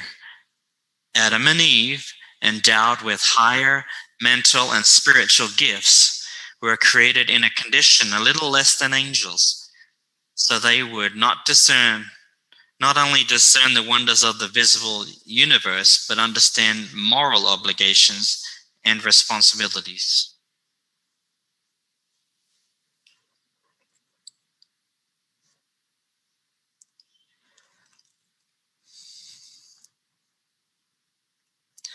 The higher mental and spiritual gifts, a harmony in obligations, moral obligations, and responsibilities. Adventist education focuses on these aspects. In a human being, we find the mind. Another interesting aspect for us. In the dictionary from the Real Academia, which is a Spanish dictionary, mind or mente is a set of conscious and unconscious psychic activities and processes, especially of a cognitive nature. Some authors are in agreement that this mental functioning, emotions, beliefs, desires, as well as other complex cognitive abilities,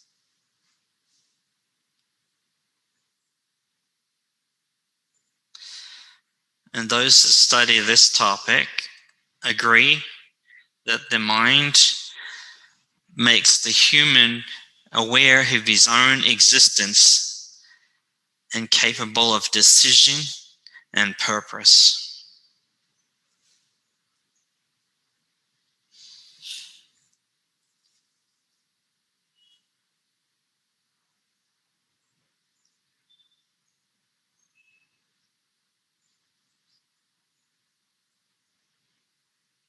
Even taking into account the problem of sin, which almost erases the image of God in man, we can find traits of that original mind.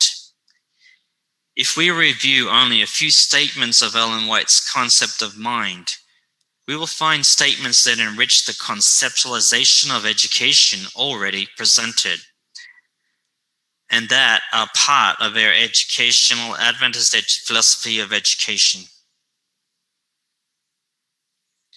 Higher faculties research.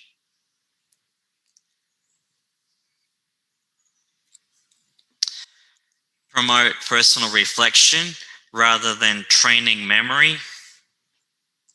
Prioritize the ability to reason and judge for itself.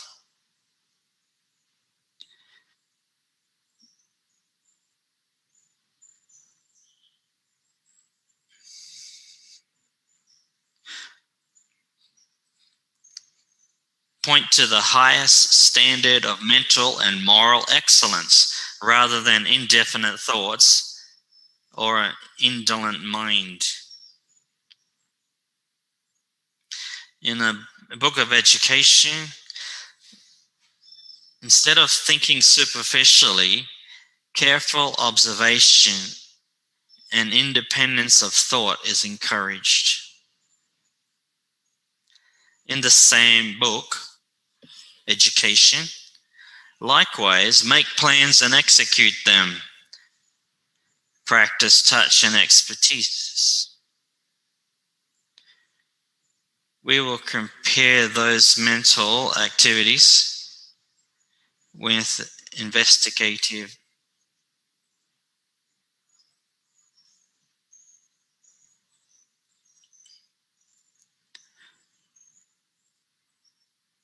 What does the scripture say?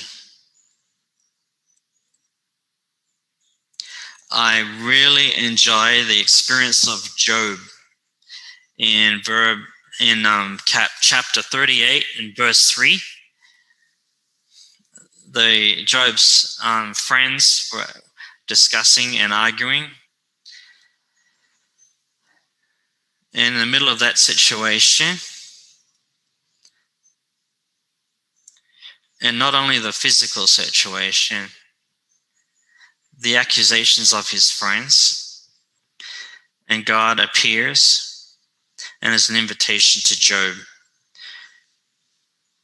Says, stand up, I'll ask you and you'll answer me. It's a clear illustration of using the mind that was put in us. God uses that to communicate with us. He himself put it in our minds. Isaiah 41:1, God says, come and speak. Let's meet for trial.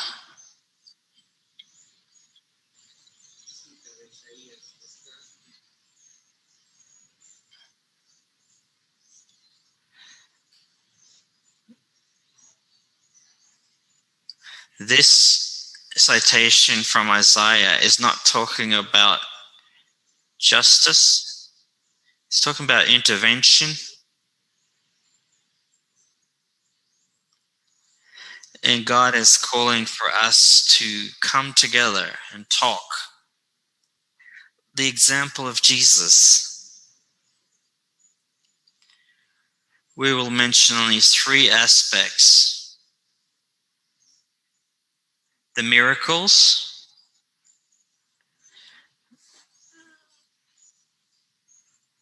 if we analyze just the miracles, we will find almost always the same.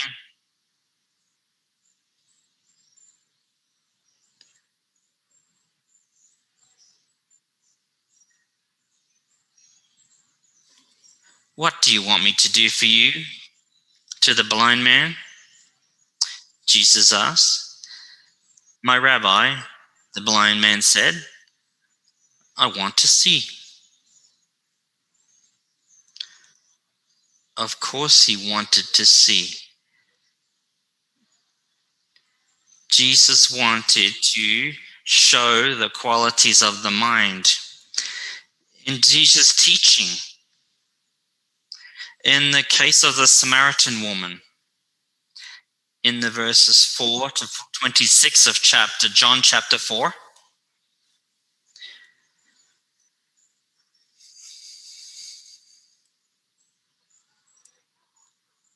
how he provoked certain questions in her, just in questioning her.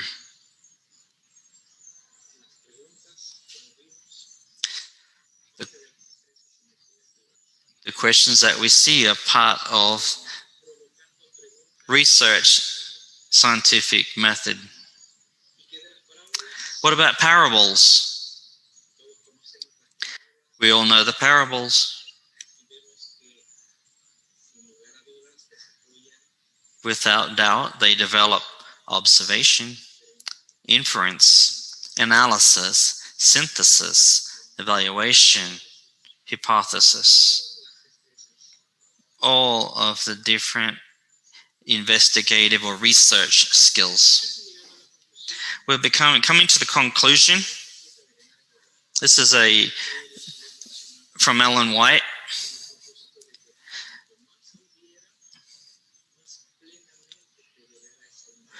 God created man in his image so that the longer he lived, the more fully he reveals that image, the more fully he reflects the glory of the Creator. All his faculties were capable of development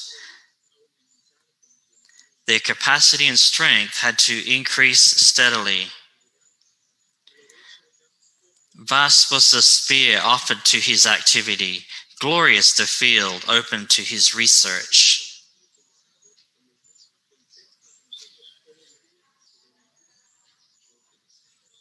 It's the same methods we use in the 21st century for research. The mysteries of the visible universe invited the man to study.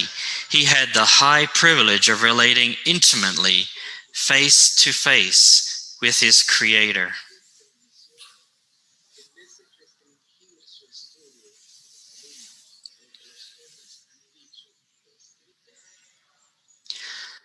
At the mission fulfilling school, instead of restricting their study of students to what men have said or written, students should be directed to the sources of truth, to the vast fields open to research in nature and in revelation.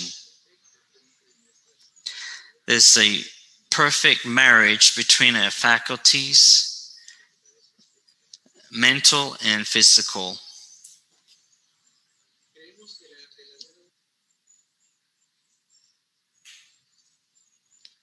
Conclusion.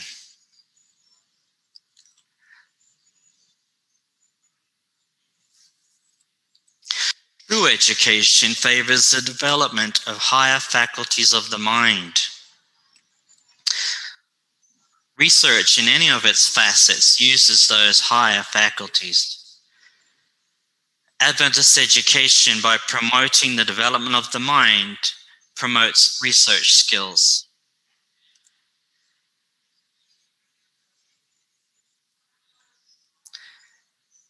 There is a relationship between true education and moral and spiritual strength.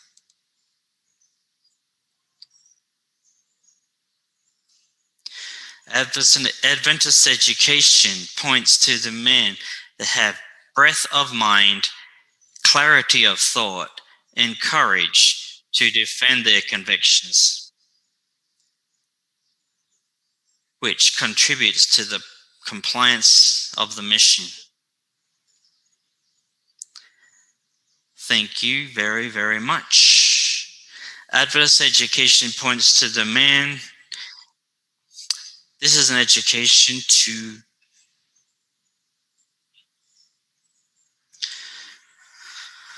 thank you, Dr. Garcia.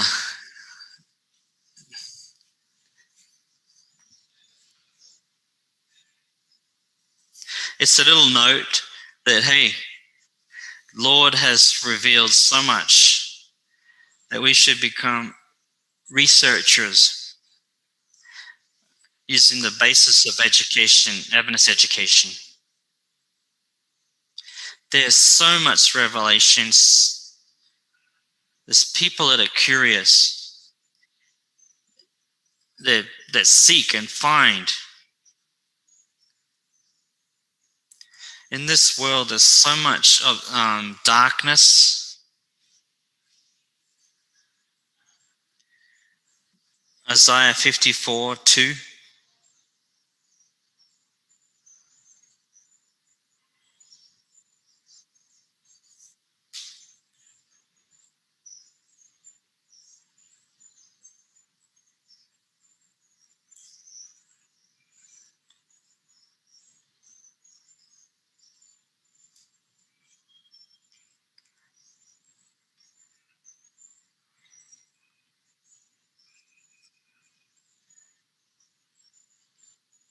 Researchers, we need to lift your voices.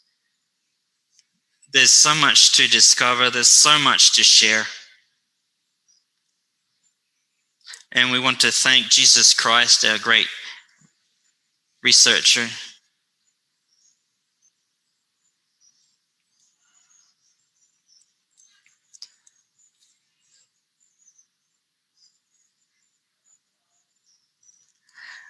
We don't know if you know Colombia, another part of heaven.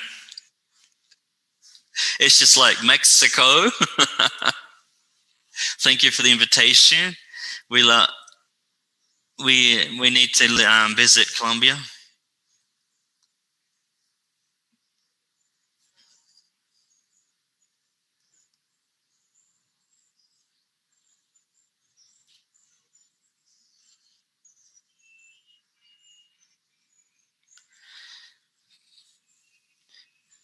to be able to use this language to evangelize.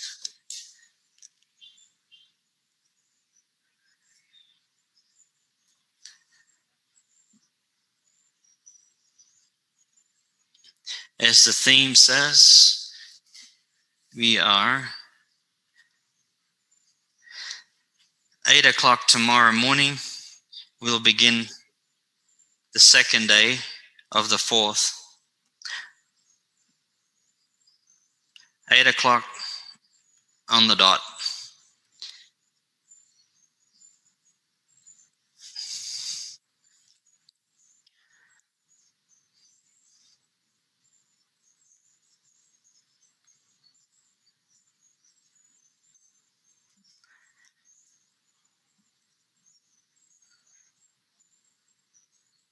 So there's going to be new colors, we're launching the new UNAC, Universidad Adventista de Colombia.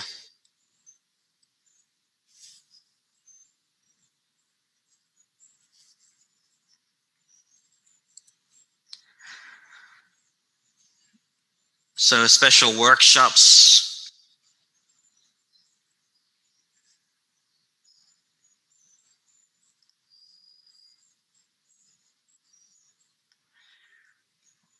We're opening the chat. So all the people that speak Spanish, you can go, ciao, ciao, ciao.